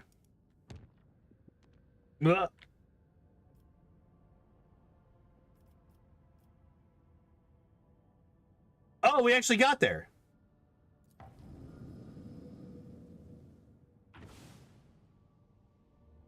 Wait, unlocking all of these question marks got me +1? Garbage. Good clock out. Dead Nuts did not understand the sentence you just said because of how tired I am. I follow the rest of the stream. Good night, Random. Have a good sleep. Lord Captain, according to the telemetry, the parameters of this system match those of Telecos Epsilon, home to the agro-world Janus that belongs to the Von Valancius dynasty. Yes, it's almost like that's why I'm here, Ravor. You dumbass. We received a Vox message from the planet. The agro-world's governor is officially welcomes Rogue Trader and reports that she has begun preparations for a formal reception to celebrate the arrival of the planet's sovereign. Your subjects are looking forward to your visit. Hooray! Let's go everywhere else first.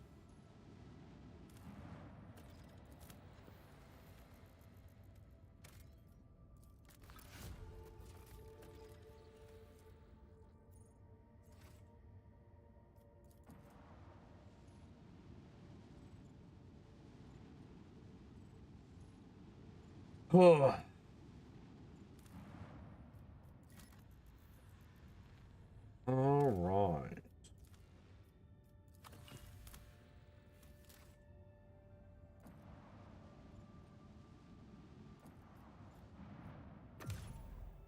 I'm gonna hop back into the bridge because I do want to make sure that there's no other conversations that I need to have with any of the other party members or any of the other major players. So we're just gonna run through, talk to everybody real quick. Anything interesting? No. All right.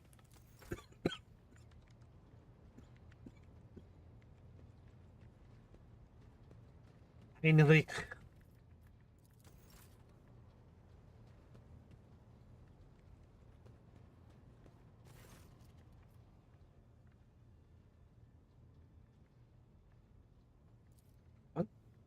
Most definitely can. Lord Captain, the Technomats will inspect the equipment immediately. I will also deal with those in charge without delay. Hooray, we did it. I don't remember when the hell that became a thing, but sure, why not? Lord Captain, your presence is welcome. And, of course, my mission is all I can think about. If I only knew. Neither the hagiography nor the legends give a straight answer. Classical iconographers believed that the star turned into a banner woven from silver thread, which, when brought onto the battlefield, would shed light that blinded only heretics, but did no harm to the faithful. Most of them portrayed Saint Argenta as a girl carrying this banner. Others think that upon falling from the sky, the one star became a holy chainsword, which Argenta later used to strike down monsters and enemies of the Imperium. In some of the earlier engravings, Argenta is depicted wearing power armor with a silver star on her chest. One theological theory suggests that this armor was, in fact, the relic. Some even think that the one star is actually the ship on which Argenta traveled.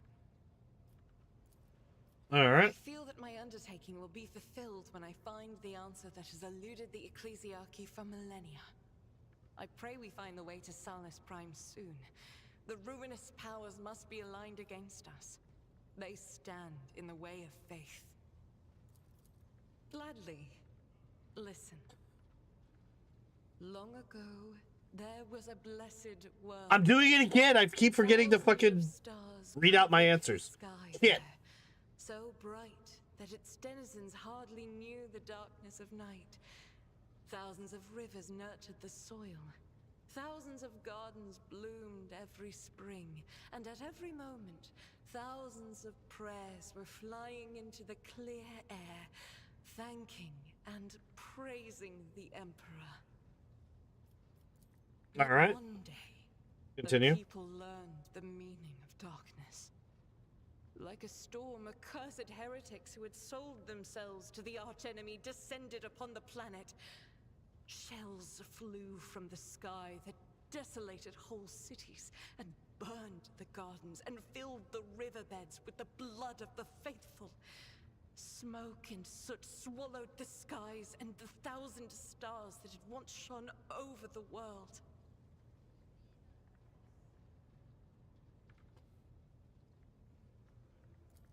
Continue. Among the handful of survivors was one orphan who had watched all her family die, and the garden she'd grown up in burned to ash.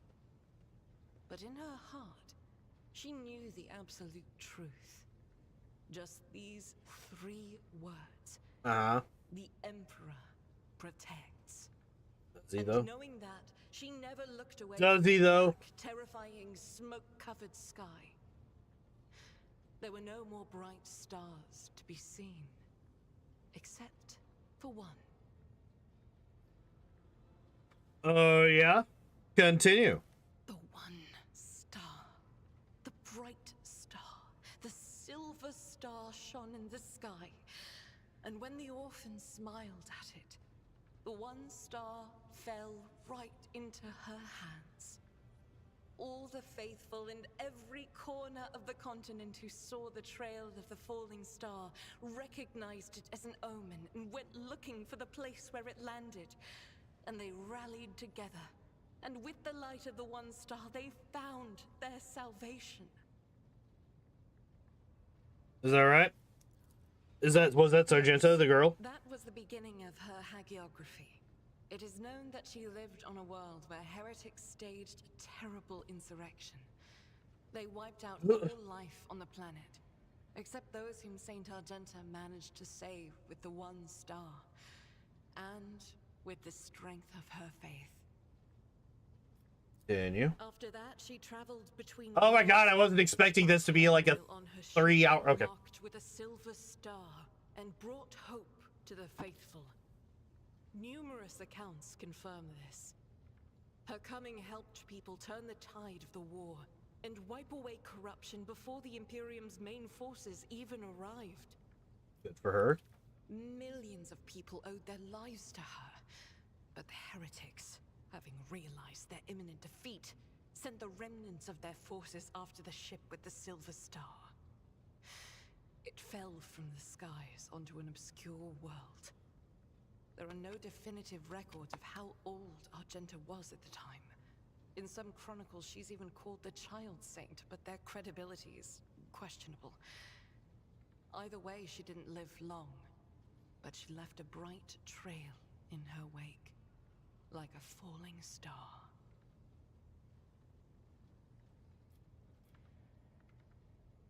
I have no more questions. One day we will reach Salis Prime and stand before the gates of Saint Argenta's ship. I know it. I believe.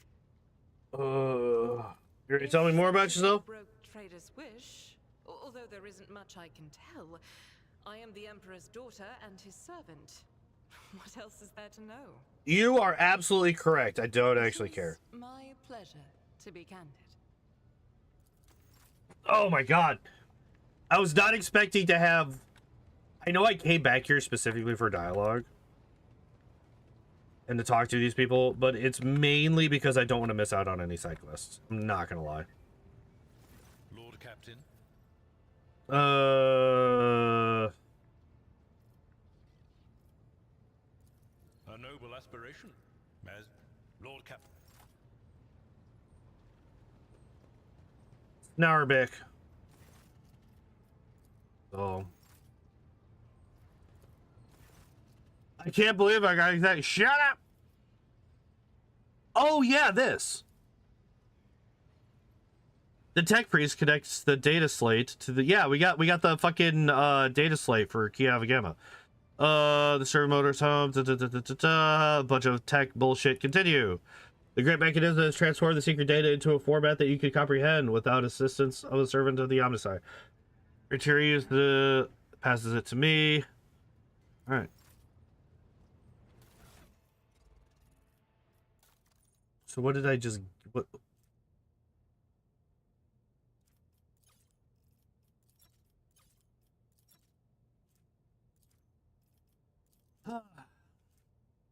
Subject to study. Active samples of the terrible disease.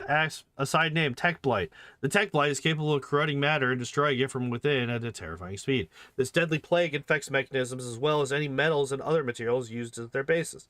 No technology known to the Crimson Priesthood, neither gifts from the great Omnicide nor heretical products of the Xenos, can withstand this onslaught.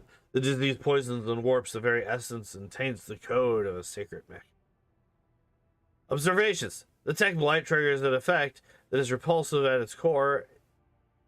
It transforms metals into horrific forms of an unpredictable nature. During testing, it demonstrated the ability to fuse solid matter with organic objects, creating something new as a result. The phenomenon was assigned the name tech splicing. Method of transportation: ceramic capsules. Burnt clay is the only thing that can contain the pestilence. Extra caution must be taken given the container's fragility. Any damage might result in an uncontrolled outbreak. Damaging the containers is unacceptable. Basically, Energon? Is it? I don't know. Test to subjugate the Tech Blight to his will and turn it into a weapon subject to the Omnicide's wisdom. Test result. Assessment success. The test triggered an event recorded under the name incident blah blah blah blah blah. The quest for knowledge in his name will continue. Hypothesis 1. Tech Blight was created in the darkness of unknown worlds, away from the eye of the great creator. Hypothesis 2. Any taint that exists to may harm the machine god's creations, and it will be bent to his will. I can't believe that.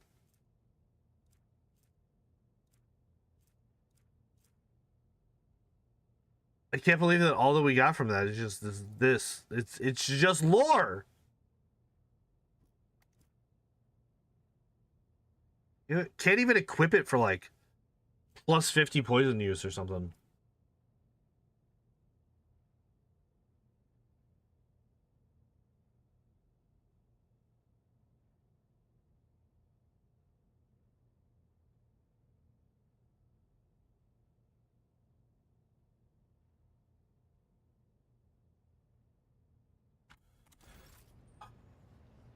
Okay. So that was actually somewhat worthwhile.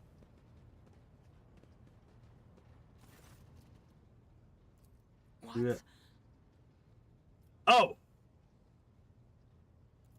Yes, Lord Captain. I love to laugh. I fat figured 4 instead of 5. I did not mean to do that at all. Of course. Oops. Oops. Domin. Okay, I gotta go. Yep. Alright, good. So there's nothing to say there. Woo! May the Exalted One protect you. Have you grown bored without our little talk, Shireen?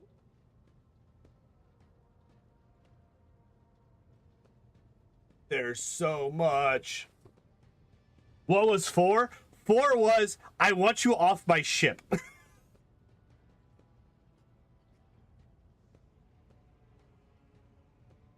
uh...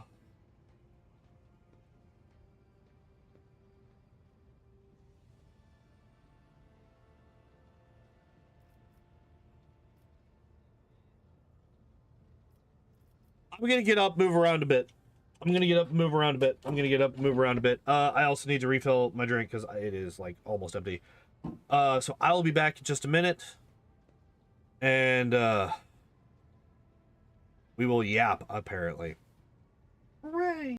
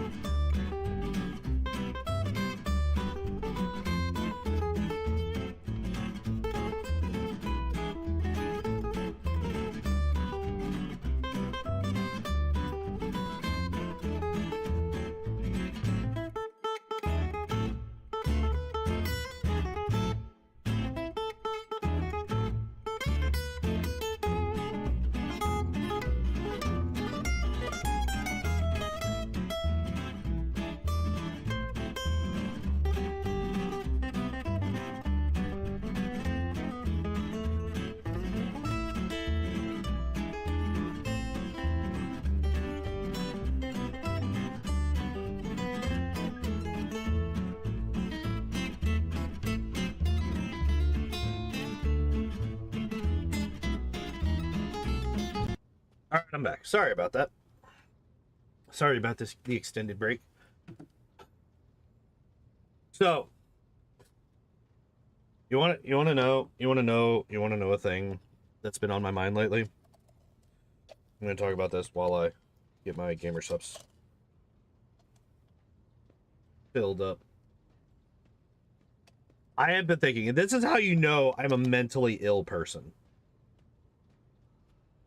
This is how you know that I am not of sane and sound mind.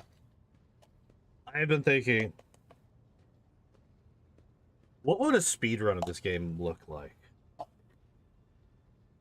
What if I started routing a speedrun of this game after I finished my very first fucking playthrough ever?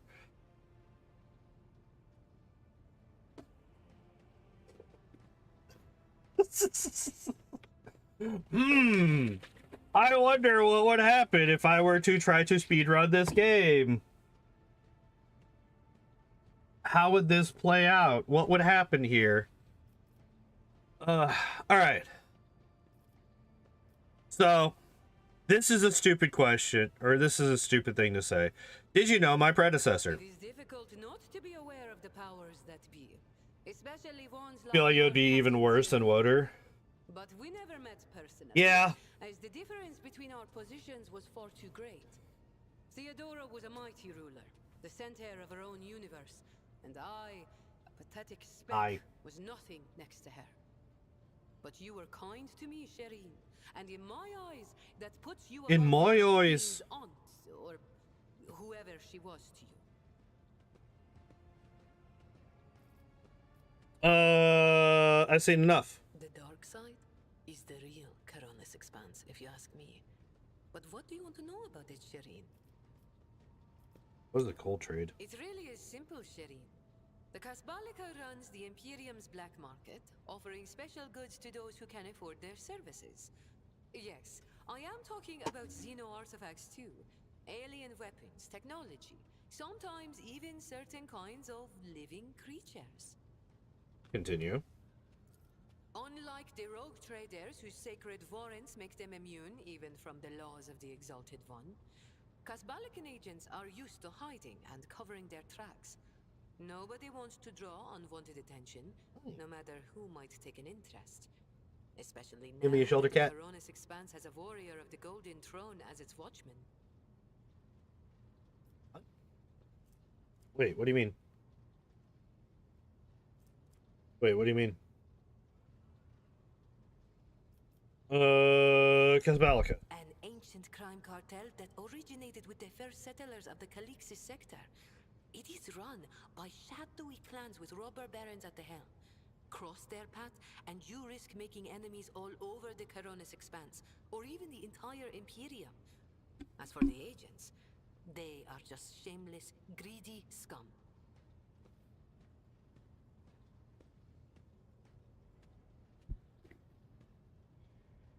I brushed this cat 2 days ago. 2 days ago, I brushed this cat, and look at this. Look at this. Look at all that fuzz. 2 days ago, I brushed this cat. Yeah, so it's just crime cartel. Every person on footfall is a Kasbalikan, but that doesn't mean all that rotten filth is acting together. I've been set up more than once just so some Kasbalikan can get one over on his rivals. And yet, the Kasbalika is generous to its customers, if you can afford it. Anything can be obtained, organized, and transported for the right price. The customer is always right, unless they happen to be a rat. In which case... I hate that saying. I hate that saying. I hate that saying. I hate that saying. I hate that saying because it's only the first half of it. I hate when they do that. I hate when people cut off the second half of the fucking idiom and pretend like that's all it ever was. If you don't know, the actual phrase is the customer is always right in regards to taste. That's what the actual saying is. It is not the customer is always right, because that's fucking stupid. Customers are wrong 99% of the time. But if a customer comes back to you and says, in matters of taste, exactly. If a customer comes up to you and you're a fucking tailor, right?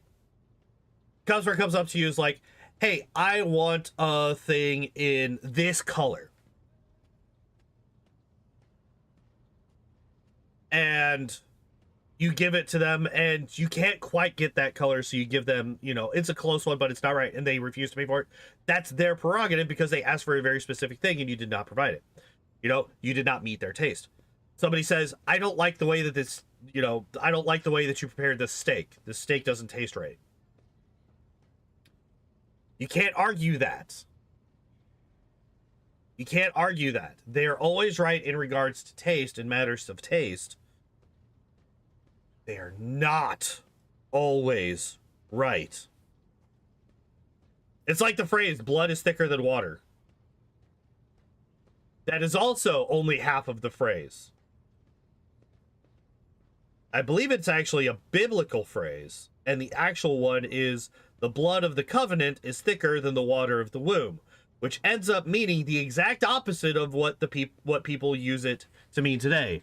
People today say blood is thicker than water, saying you should stick with your family over, you know, random people that you meet.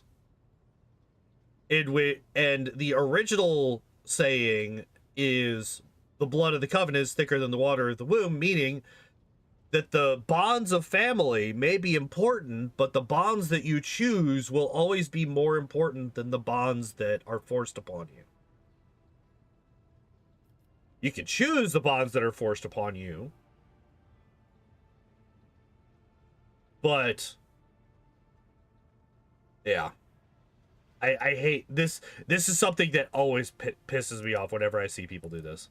Forgive me, Shireen. I'm not too fond of the ones I am forced to share the market with, especially since they are nowhere near as good as me.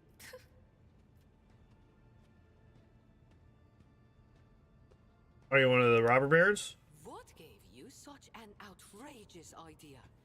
Was it my immaculate garment? My gorgeous jewelry? Do not worry, Shireen. I will let you know once I become a baroness, should the Exalted One will it. Just imagine the strong and fruitful alliance that could be forged between a rogue trader and a mastermind of the Casbalica. It's not hard to do on footfall. I spent a year working for good old Christo. He was a brave soldier who gave up the ghost in a scuffle with orcs, and then took over his business. Having With a good head orcs? on your shoulders and keeping the Exalted I think that's the One first time that they've helps actually to establish new contacts. explicitly mentioned orcs in this game so far. Eventually, I gathered together a group of honest and loyal people, and it only took a few successful contracts for the Casbalica to take notice. I quickly settled on footfall and started dispensing my wisdom to my protégés and subordinates. I lost the taste for getting my hands dirty. Alright, how do they do things on footfall? Dynasties drink with criminals. Rogue traders strike deals with the Casbalica, and dozens of ships stop off for a welcome break from a long voyage. Is there a more beautiful place in the entire Imperium? The Emperor is merciful to the meek and the powerful alike. There's a job for everyone as long as they have a head on their shoulders. And if you feel like talking to him in person, the statue of the Exalted One can be seen from any asteroid. You can pray to your heart's content. Let's change the subject. Why not? The decision is yours, Shireen. You keep using words I don't understand, like calling me Shireen. What the fuck does that mean? The language on Ifrit, my home world, is quite different from the one spoken in the Caronis Expanse. She's a djinn! We can't trust her. One meaning upon each word, allowing our wise men to fully express their sagacious thoughts, and us lowly dabblers, our base passions and desires. Okay. Take Argy, for example. That is what I call every piece of scum and villain, because Argy means evil and foe and pathetic worm unworthy of consideration. Or take Ashmad. It means fool and little brother, and blind man who stumbled and would fall into a pit without guidance. Shireen means friend and comrade and roommate in a battle formation. like we are. Get off my shit.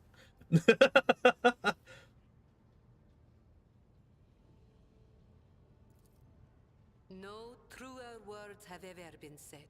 I'm far more exciting than some small-time peddlers from Footfall. Allow me to introduce myself properly. I am Jai Amira Fatqin Jai? Ifrit, the 12th daughter of the Lord of Ifrit, a distant world at the fringes of the Imperium. Well, daughter, the dude's been busy. The youngest child is destined to become a bargaining chip in the family's political games. But I was unwilling to accept such a fate, and wanted to choose what to become and Wait. which path to follow. When I learned the Exalted One watches over hundreds of other worlds amidst distant stars, I understood there was an entire world of opportunities beyond Ifrit. All I had to do was break the familial bonds tying me down and escape the planet. Which I did a long time ago. Hold up now. It's usually the oldest that is used for political bargaining. The youngest are usually ignored. And also, how do you know when it's going to be your youngest? You'd always have more kids. What the fuck? Wait, what? What do you mean? That's a weird inversion of what normally happens in the real world. Or what happened. And I guess it probably still happens. Gets a castle and the youngest is used for marriage. So it's usually, so the first like 2 or 3 is usually used for political gains. It was also different for men and women. Yeah. But I'm just talking about in general. In general, usually, like, the firstborn male is obviously the heir, right? He's the heir. He inherits whatever lands, yada, yada. They usually try to find a politically advantageous marriage for him. Usually, like, a neighboring, noble or something like that. And then, like, after that, any other male heirs usually became, or male kids usually became, like, knights or something along those lines. They were less important. Like, usually you would keep, like, one. So, like, the second son would usually be, like, a backup just in case the oldest dies. And then any daughters, like pretty much any daughter was used to marry into, well,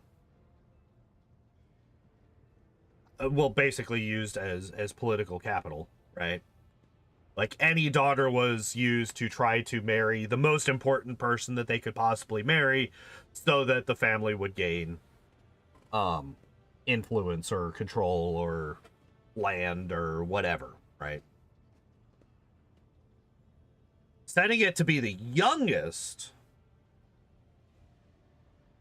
like, it's not as inverted. Like I mentioned that it was inverted before. It's not really inverted. It's just like the youngest child. It doesn't matter that it's the youngest child. It matters that she's a whammon, right? Like, at least if we're talking in terms of like historical, noble houses, right? Like, I don't know how it works in Warhammer. The whammon. Obviously, I don't know how it works in Warhammer, but like, at least in terms of historical noble houses, it doesn't really matter if it's the youngest daughter or the oldest daughter or whatever. They were all basically used in the same way. Marry them off to the most influential person that you possibly can so that you can increase the influence of your own house, right? Not saying it's a good thing, but that is what happened the majority of the time. Why did you choose to come here? The Keronis Expanse. A gorgeous name, isn't it? But this backwater... It is actually. I do kind of like this. When I escaped Sherin. Oh no, it was the rumors of incredible freedom that brought me to the Keronis Expanse. Freedom that is generously bestowed upon everyone who can survive in these parts. All doors are open here. You can become a saint, a mogul, a kingmaker, or anyone you like, really. Here, hard work pays off. Unless you're used to lying by the roadside and complaining instead of toiling for the good of your soul, glory, wallet, or whatever floats your boat. I'm used to working hard, and so I found my blessing. How do you escape from a freak? I convinced my father I personally wish to oversee the inspection of imported goods. I had to get experience so I wouldn't bring shame on our family, didn't I? I made friends with traders, missionaries, and soldiers at the port. I listened to their stories, studied the charts, learned what documents I had to forge to escape the planet. A kind word here, a shiny coin there. And here I am, in the iron belly of a ship, braving the void in search of a new life. Alright. Judging by your implants, you've had quite a few close shaves over the years. Consider it a mark of my trade. This here, Xenos. Dumb-headed orcs. Who knew that we weren't the only ones to get tempted by the wreck of that raider? As for this treasure, I received it as a reward for a life that had been just a little too good. I was in a hurry to get to the Adeptus Amacacus after the Exalted One blessed me with immense wealth. I was 2 backstreets away from the den when a pathetic ashmag attacked me, envious of somebody else's fortune. And you lived through that. Take the test. You are familiar with implants like the one that has replaced Jay's neck. It is merely one part of a massive augmentation replacing the internal organs. A slit throat could not have been the cause for installing such a sophisticated device. I know this, but I can't call her on it. Okay. All relationships are based on mutual trust. That goes for business too. Do I want to romance Jay? Poison her? Maybe.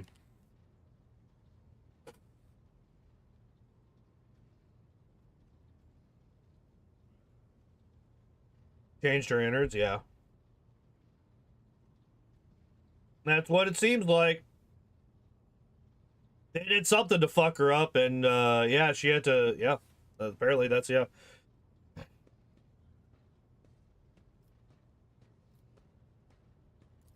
Tell me about your business. My trade means knowing the right people and non-people. Having the right connections and making sure the precious goods find their way into the hands of my no less precious customers. My wisdom includes the knowledge of the enemies of humankind. Holy shit, that opened up a lot. Or the lowest scum in the Imperium, as well as the latest knowledge about how much they charge for any particular curio at the footfall market. Not even the most cunning Aji will deceive you as long as I am with you, Shireen. I promise you that. Whatever I have can be yours too, if your unfathomable wealth isn't enough for you already, I mean. Tell me about the Xenos. This is actually like a really important question.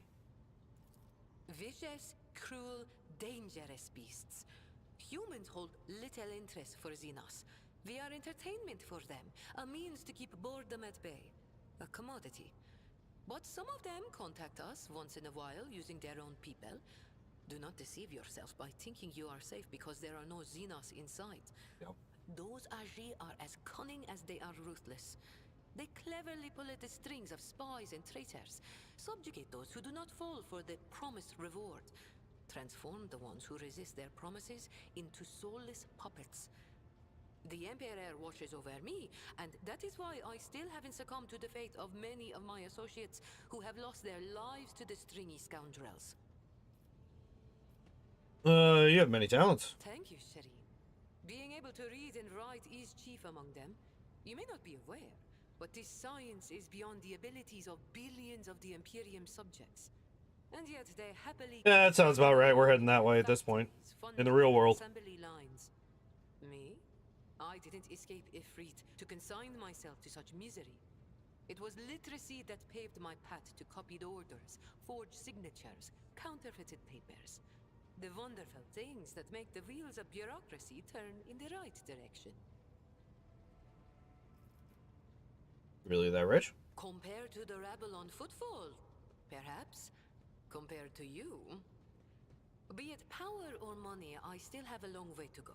I could purchase one of Footfall's asteroids, but not a planet. I could subjugate a few gangs from the shady districts, but not Vladium. And so the answer to your question is no. I do not consider myself rich. I am not rich enough. You can be sitting back, reaping the fruits of your own work. So why have you chosen to embrace the vicissitudes of life aboard a void ship? You're fun to talk. I Fair. grew tired of scribing endless contracts and agreements neatly tucked away on Footfall. Well, I did that for how many years? But here, among the stars, you are always balanced on a knife edge. Nothing thrills me more than the tension of a warp jump, or the danger that lurks around every corner on a planet. Footfall was beginning to make me fat and stupid, Shireen. I do not want that. Didn't they basically kidnap you at the start of the game? No, I joined, and then everything immediately went wrong immediately after, like, everything went wrong the instant I got on board, basically.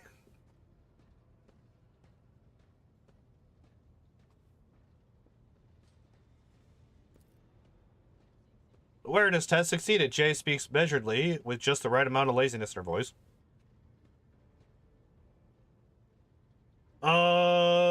But her performance cannot conceal the slight tremble in her voice. Whatever Jay is afraid of, that is what drove her off of Footfall.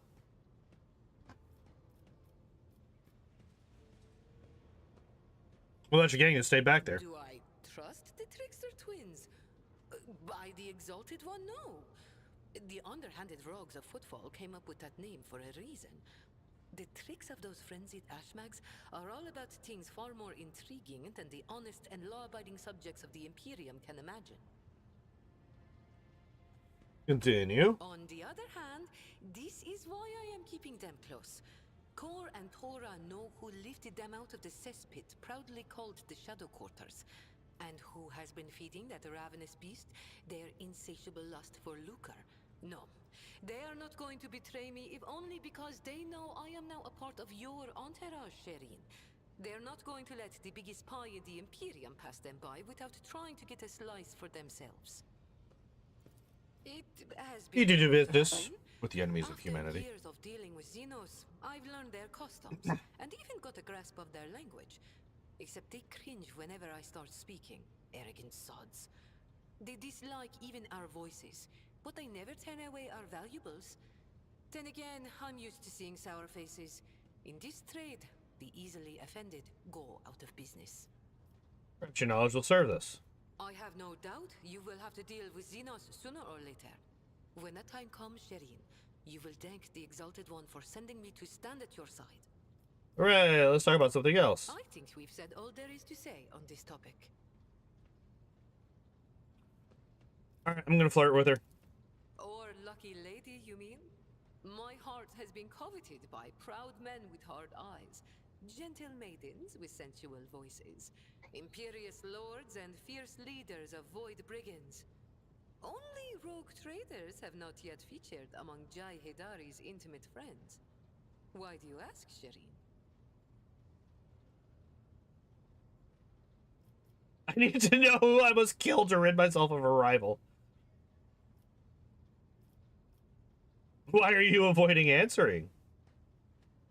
I kind of like this one.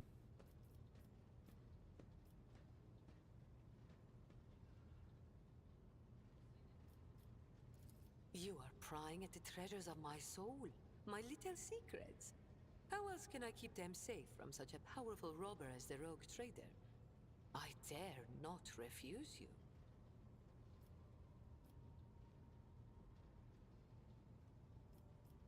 I want us to spend more time together. Oh, Shireen. With a few words, you have managed to make my heart flutter like a songbird caught in the snare of a skilled hunter. You enjoy being with me. Perhaps you even find me amusing? Every girl dreams of hearing that she will make a fine toy and a worthy diversion.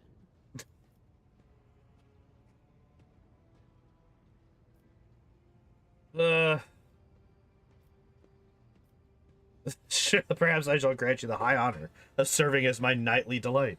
Ah.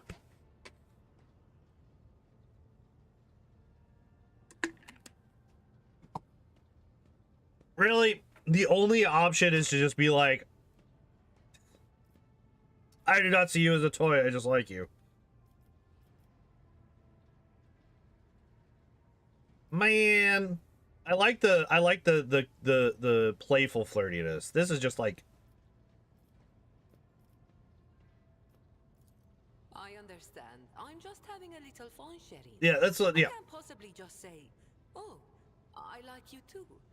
Words as dry and dull as a voidsman's dinner. They are unworthy of us. I agree. Why did the game make me do that? If you are not simply amusing yourself by toying with my feelings, then why not give it a try? Go on. Or, wait, you haven't yet asked how I feel about being your romantic partner. Ask soon, Shireen. This is so over the top. I almost want to do it. Drop to one knee. My dazzling one, can I trust that you hold in your heart at least the smallest drop of regard for me?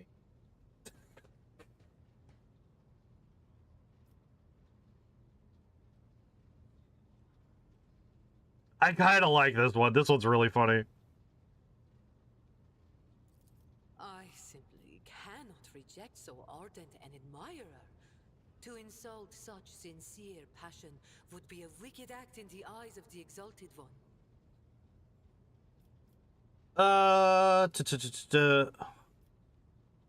Let's see.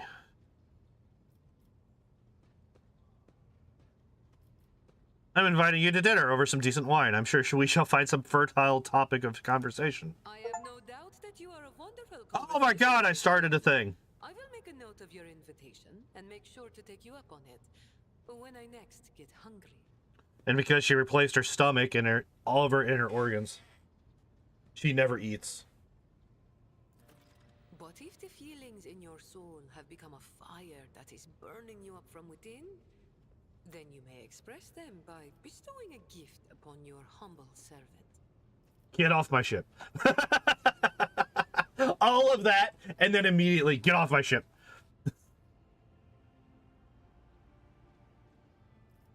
I'll see you later. Oh, I have no doubt you will. Okay. But does she still poop? Foolish to even ask such a question. Everyone knows that girls don't poop.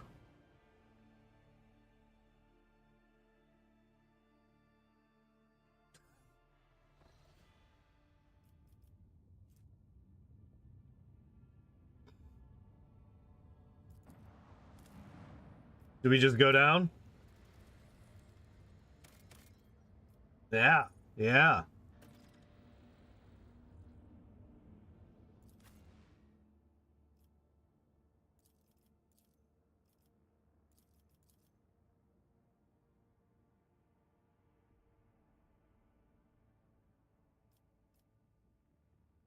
This does leave me without a psyker, though.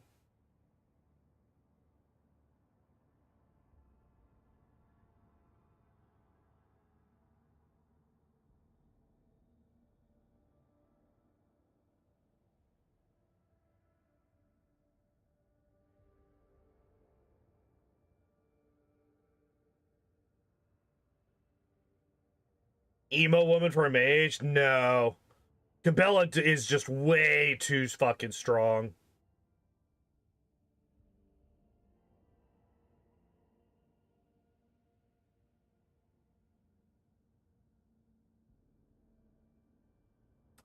I could swap Cassia for Adira.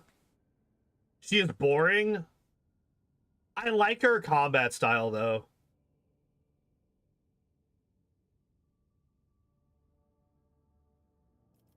I like her combat, though. That's the thing.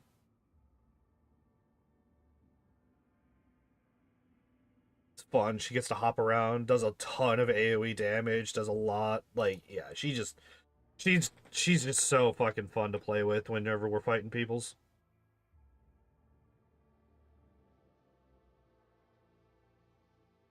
In terms of conversation, yeah, she doesn't add shit. She doesn't add a damn thing.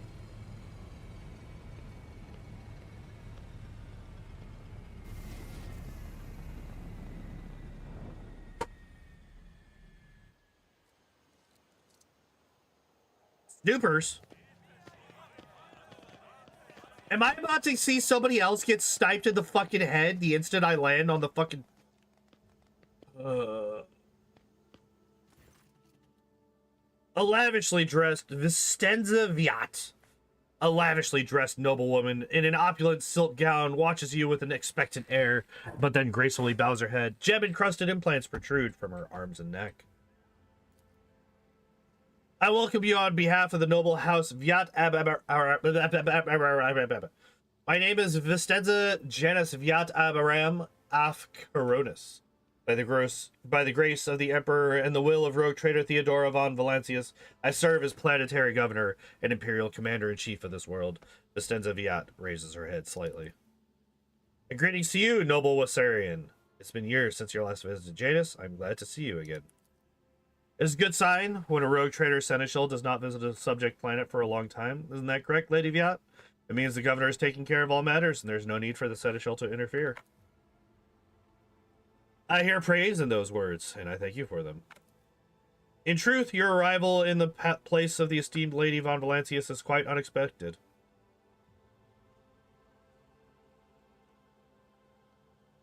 Yep, Theodora is dead. I am now the head of the dynasty. Such tragic news. I will see to it that the planet observes a month of mourning. For Janus! Oh!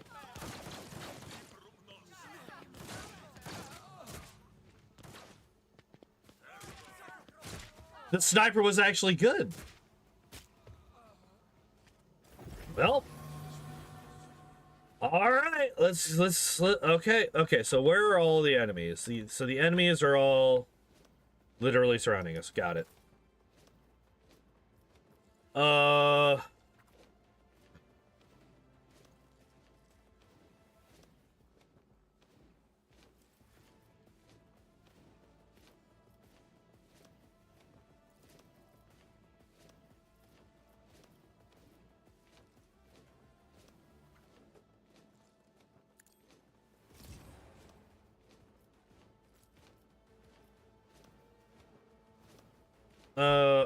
Yeah, there we go.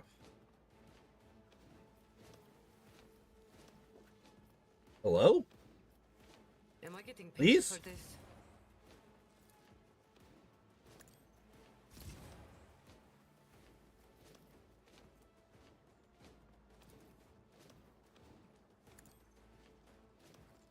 Okay. Oh, the elf woman. Oh, shit. Okay. Yeah, you were talking about that earlier. Force an ally to push themselves, increases your characters by 88 for 1 round. Additionally, all the officers' abilities can be applied to the... Yeah. I feel like I'm overthinking this.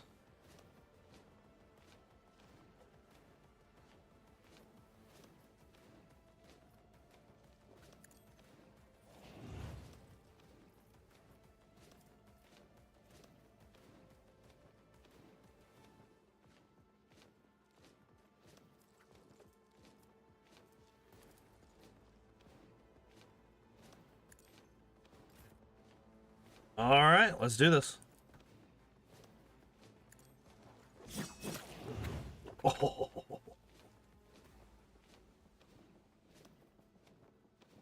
Shit. Actually, I didn't actually want them both to die. I wanted to be able to kill one of them so that I could jump again. Shit.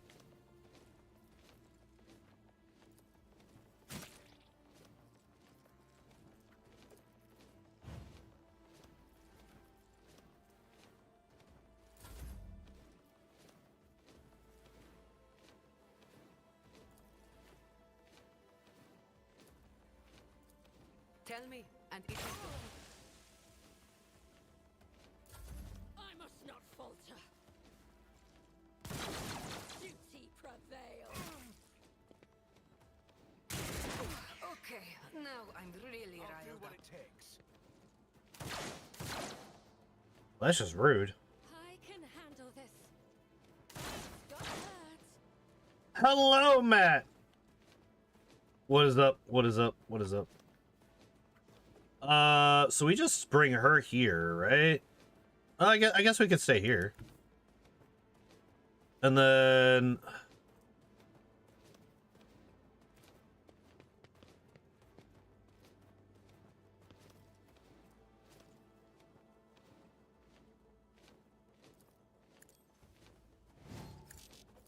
I'll do it.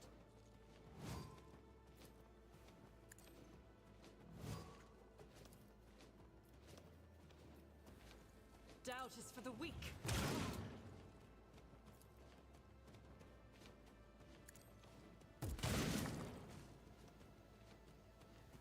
And... oh no! More people to kill. Just finished this game a couple days ago. It was fun. Started the next one, going to go full heretic.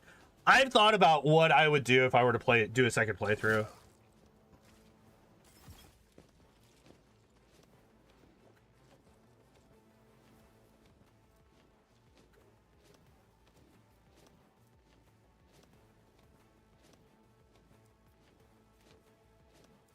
God damn it! I forgot I forgot this again. Okay, so what do I have? Wild Hunt.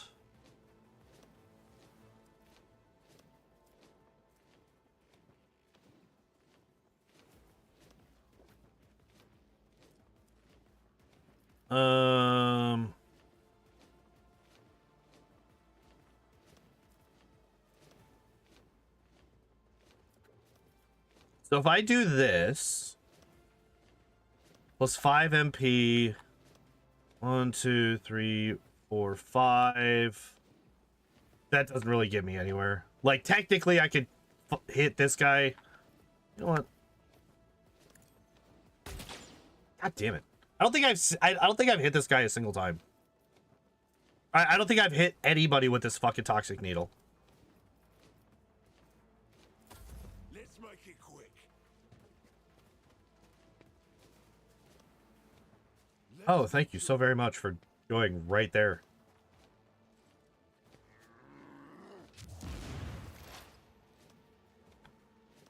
Adira, all right, let me just double check. What the hell do we have here? So we have Iron Arm, which I could cast on the, and then that hits every single person in my party. Oh, that's nice.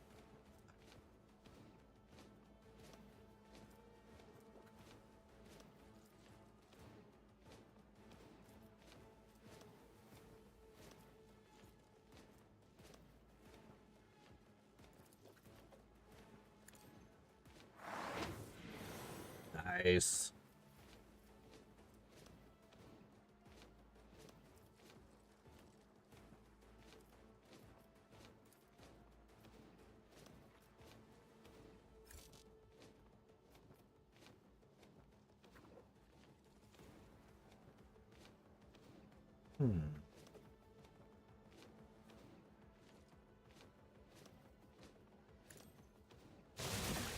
Aim for the heart next time. Oh, shit. Wait, that hits my people too? Oh, fuck. That's not good.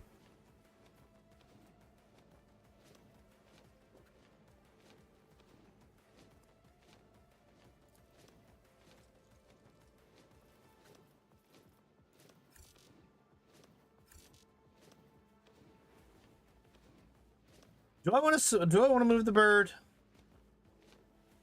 Bird doesn't really do anything.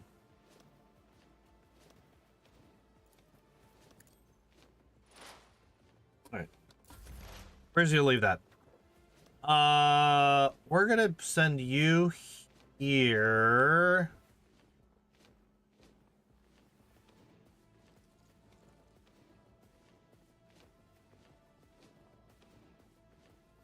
Yep, here we go.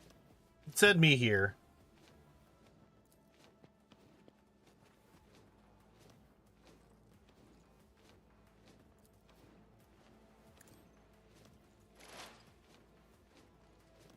And we could do this. Oh, I was about to say, did it not go off? What the hell?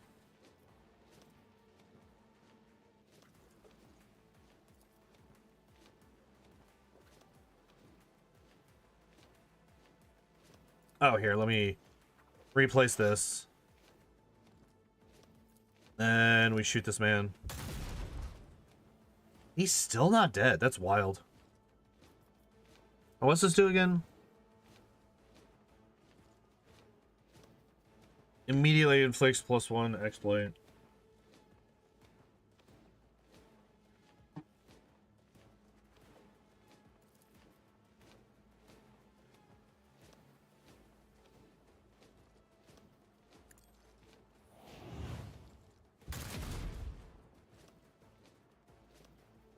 I'm actually kind of surprised that that hit. Or that didn't kill. Hold on.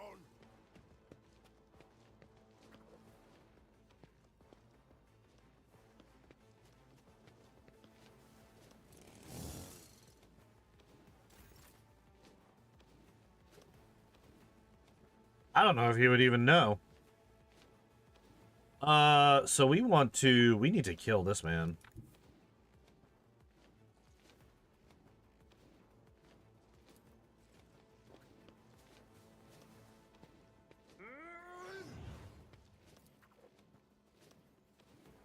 Indeed. No, god damn it.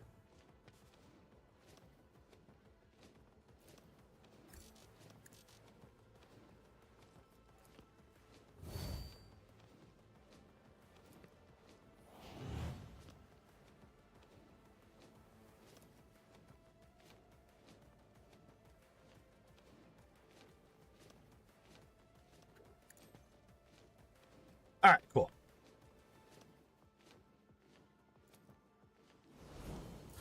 Here we go.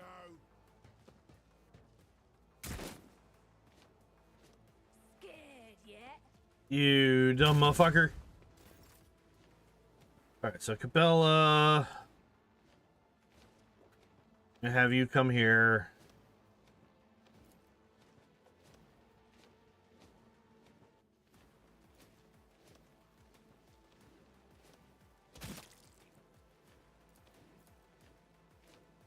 I shall not fail.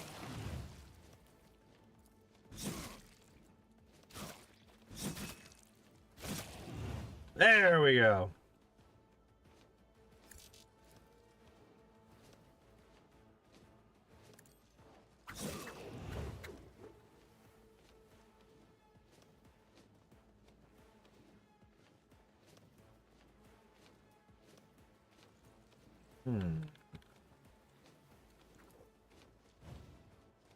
Top favorite companions in order is first someone you don't have, second J, third Evlard, fourth Argenta, fifth someone you don't have yet. Fair enough.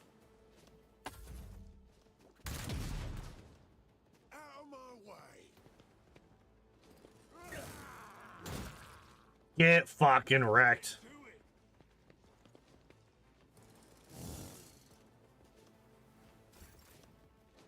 All right, J.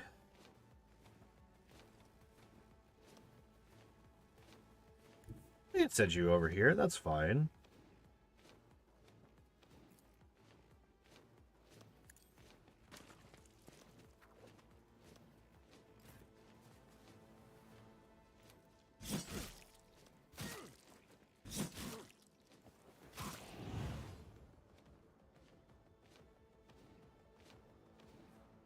I'm actually kind of shocked that we didn't kill either of them. All right.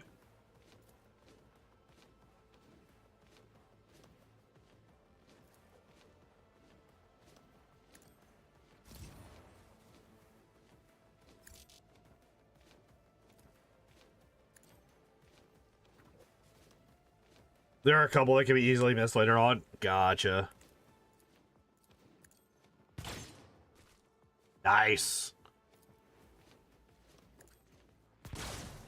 Nice. Oh yeah, no. Do not, yeah. Do not tell me anything. Do not give me anything.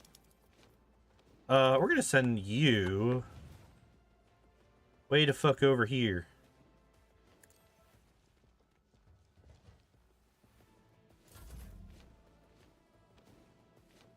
Yeah. Like, not even joking. Yes. Wait, can I shoot again? Wait, why can I shoot again?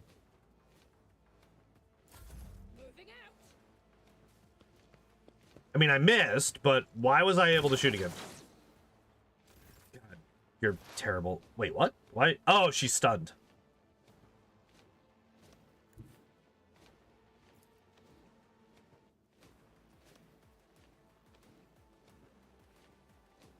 On it.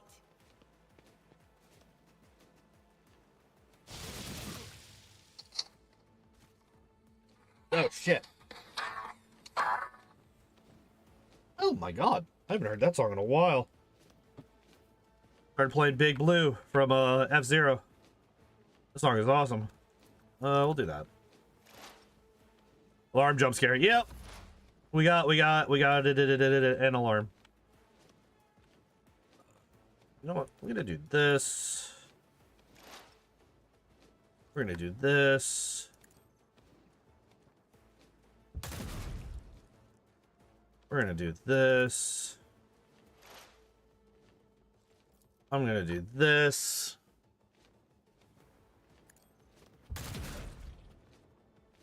And we're gonna call it a day. Let's make it quick. Do it again. Ah. We got so close. We got so close.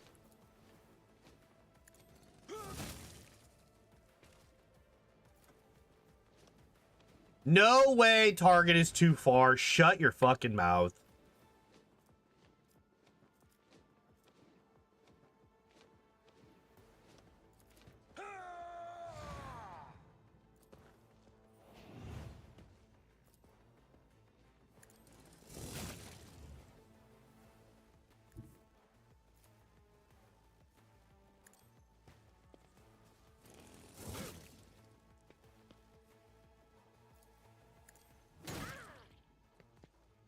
Not entirely sure why I was able to shield bash there, but I'm not going to complain about it.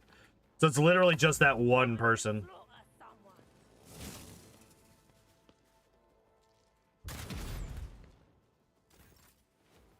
Yes.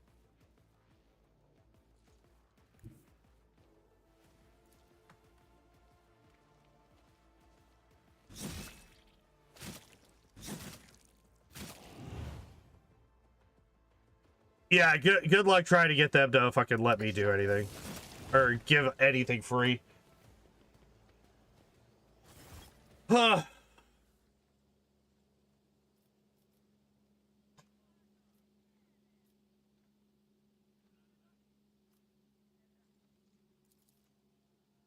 Raise the throne. If you would please follow me, I will personally escort you to the governor, where you will have the protection of walls and wardens. Fine, lead on. I probably shouldn't have done that. I probably should have said, I will find my own way, because I need to stop. I need to stop.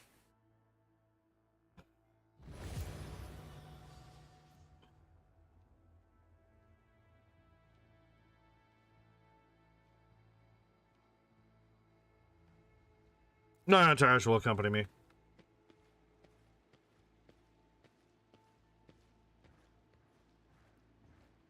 No, she ran away.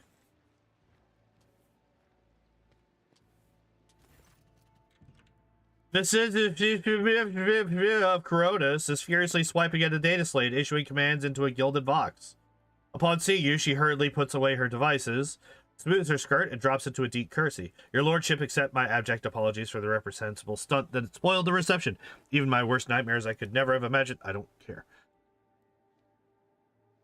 She flinches when she notices Cabello standing at your side. A death cultist? My, how unexpected.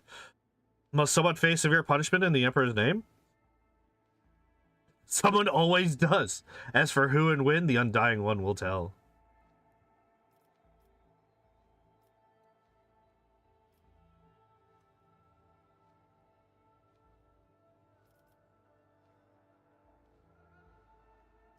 Oh, the edge. I know, right? It's so... Like I said, she's very good in combat. She doesn't add much in conversation. Why would I not be offended?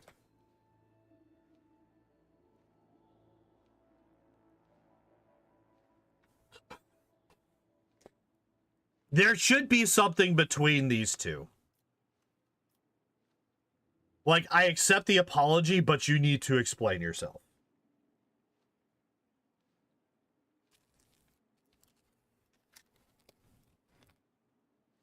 There needs to be something in between these two.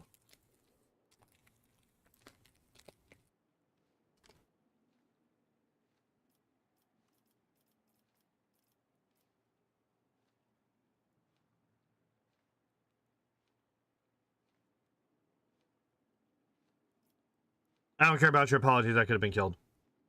I assure you, your lordship, I would never, I beg you, give me the chance to prove my loyalty and explain myself. Says the companion standing beside her also bends into a slavish bow while reaching out to offer a reassuring hand to Vistenza's hand, who immediately draws it away. One of your wardens helped us in battle. A superb shot. I disagree strongly. Who was it? What's happening on the planet? What's happening on the planet? Several months ago, uprising broke out on Janus. I was not even notified at first. Griping worms are for wardens to worry about. Alas, I only learned about what was happening about the miscreants began targeting noble families. And then it became apparent that what the administrative accounts had referred to as unrest were in fact organized attacks on infrastructure and society leaders. 13 agri complexes to a halt and have now moved on to assassination attempts. My wardens are doggedly tracking down the rebels, but their leaders are slipping from our grasp yet again.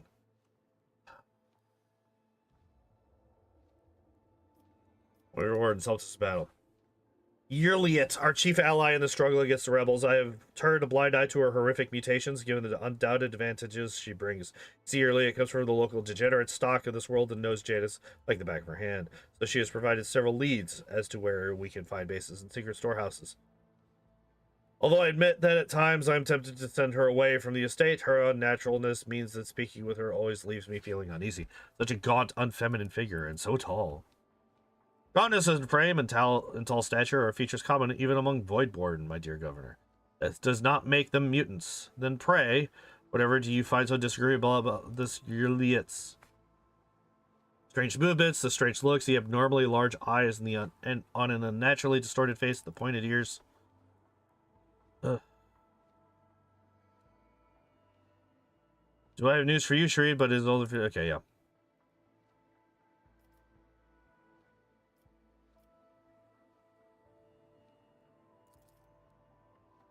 But this is nothing compared to shamelessly deceiving you. Let us consider the situation dispassionately. Even the most talented logistics experts of the Administratum are unable to guarantee stable ties when shuttles are wary of landing at the spaceport, and the terrified peasants are indulging a dangerous minority within their ranks.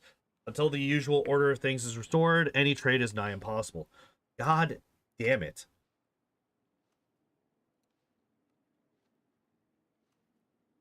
Considering what has occurred, your visit is a true blessing. You see, Janus does not have its own fleet. We could organize a planet-wide search. If we had ships at our disposal, ships like yours, your lordship, perhaps you'll find a way to support your subjects in their hour of need. I'm sure even approximate coordinates would be sufficient to have the ground forces of ship's crews work.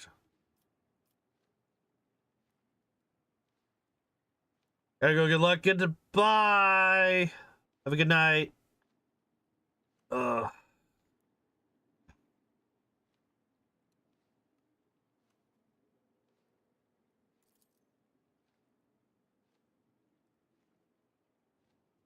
I did it again. I will hunt down the seeds of rebellion and heresy on your planet and burn them to ash. I'm getting really frustrated and annoyed with these assholes. They need to be dealt with.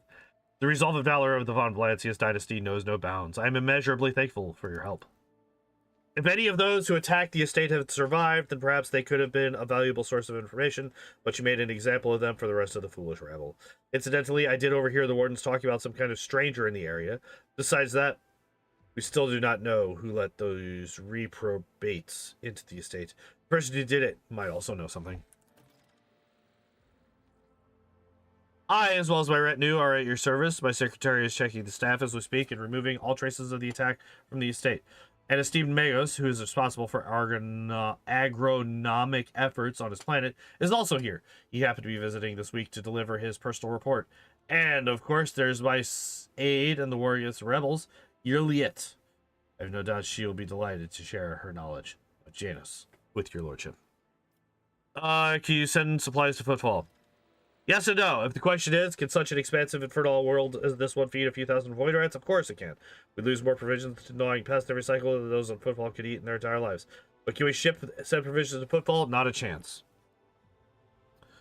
We target for attack. The rebels will not hesitate to bring it down, sending flaming debris over the capital. Our silos could become targets for sabotage.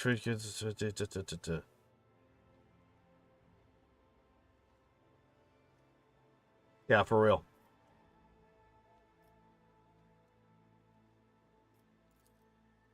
One of my ladies is waiting, Amelia. Amelia performs secretarial duties and helps me remain in constant contact with those families who are most responsible for the productivity and prosperity of Janus. I trust my advisors implicitly, and over time Amelia has become not merely a faithful companion, but also my shadow. Losing her would be like losing my right hand. To bathe in the light of your greatness is a true honor, rogue trader. Oh my god, it's so cool. Let's take my leave. I must save the game because it is 10 minutes past, and I need to go. Okay. So, next week, Tuesday, we're going to be continuing the Muck solo run. The Sleepies got me this past Tuesday, so we did not finish it, so we will be finishing that up on Tuesday.